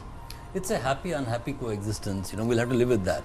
But coming back to the PLI and the GST reforms, we do understand, and we have information that whenever the government comes back, this government hopes that it will be back in the saddle soon enough after the results are announced. There is a total recast of PLI on the annual, and I don't think it will be part of the budget, even the full-fledged budget. So there is an outlays versus outcomes versus canvas expansion or shrinking. These are the operative words of the new PLI policy. So they will examine what has delivered so far and what has not delivered. They'll also examine what are the areas where it needs to be tied in with larger labor-intensive sectors. And as Sri was mentioning in the morning, a sunrise sector necessarily doesn't mean highly labor-intensive. It could be more dollar earning. May not generate as many jobs. jobs. But then that's a sunrise sector. Right. My own view is that even the full-fledged budget wouldn't deliver much on big-ticket reforms. There are 3 or 4 big-ticket issues pending. There is GST reform, which is waiting to happen. There is Finance Commission, which has just been announced yesterday. 4 members were added to it. It has to say it's embed within the federal play. So there are 3 or 4 big-ticket macroeconomic policy issues which will, engage the new government independent of the budget.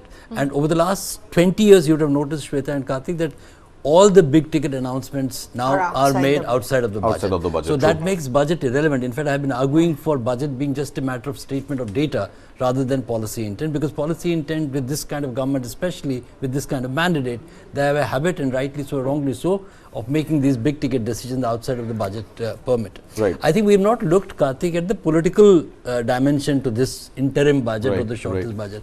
To my mind, we often come across this theorem that good economics makes bad politics, bad politics makes good economics. So I think Nirmala Sitharaman has ought to turn it on its head.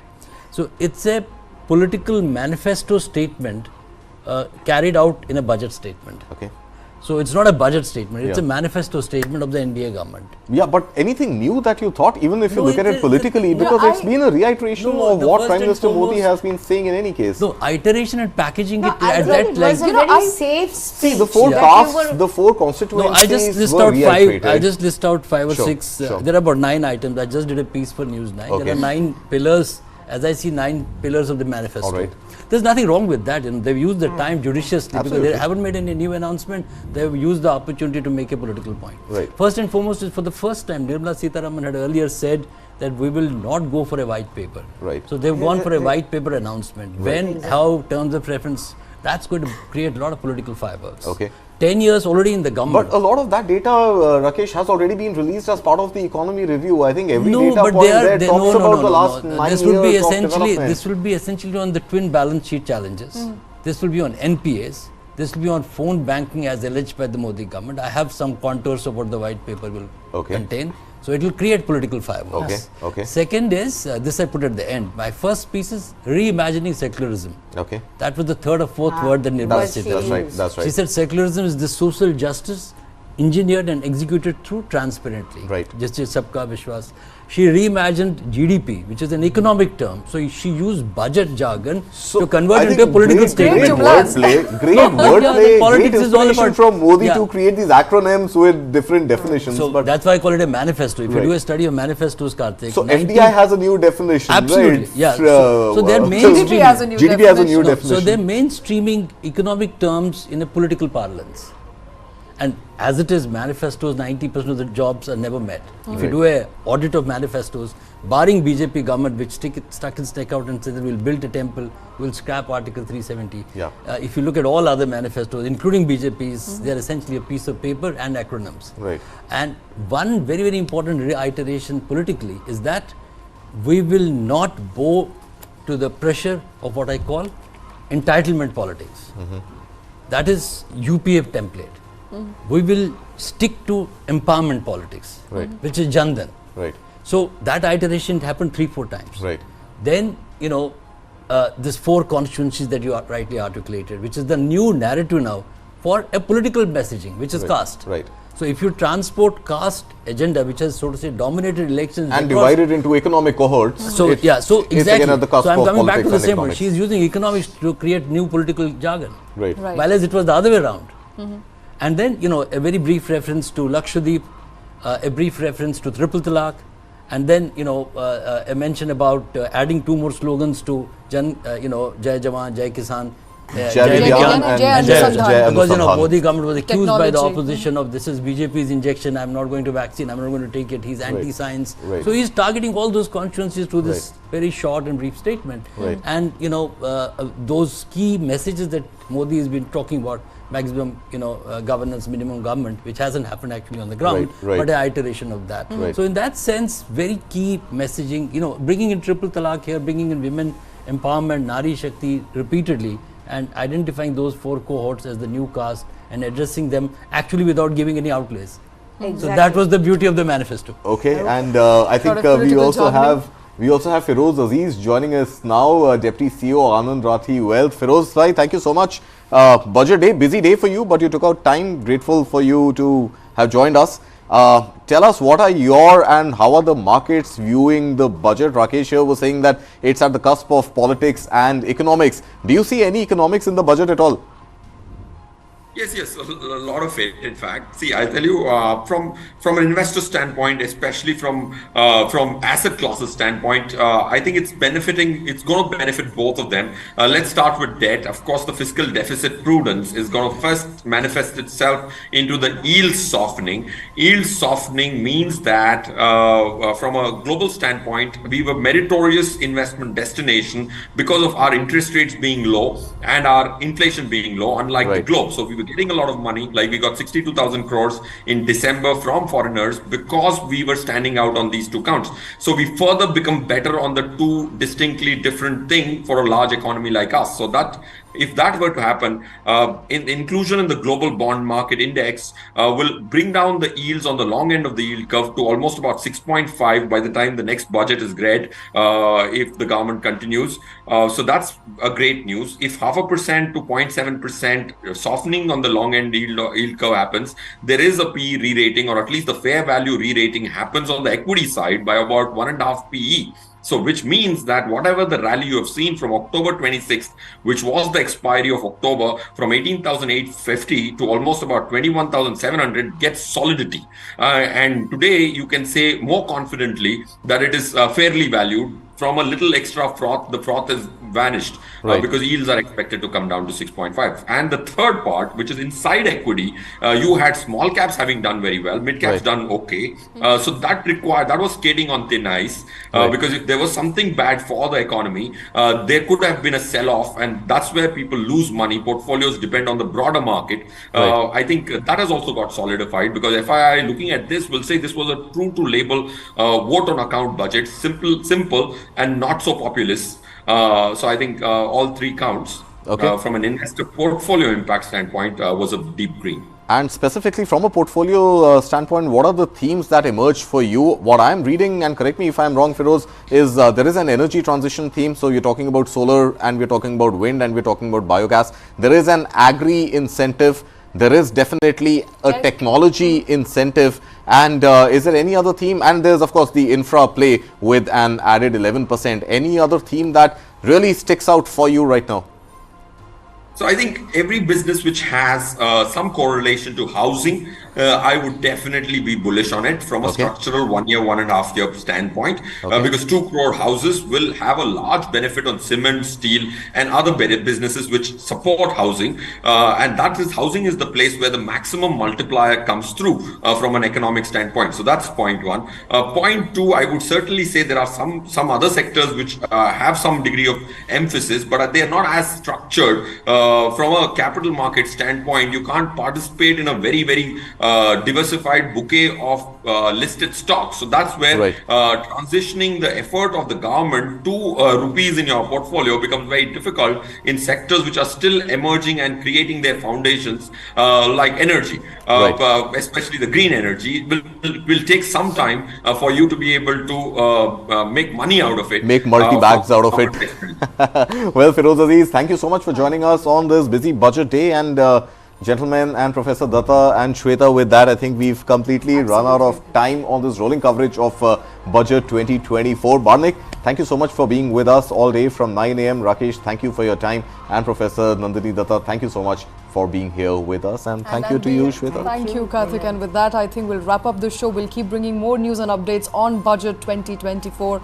Stay tuned to Newsline.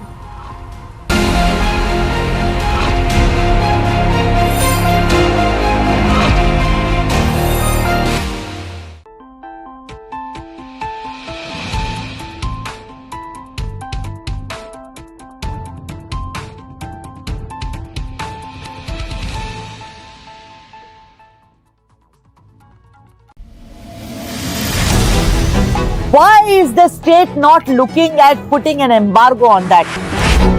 As a Telangana person, I will not accept. How do ordinary folks deal with this?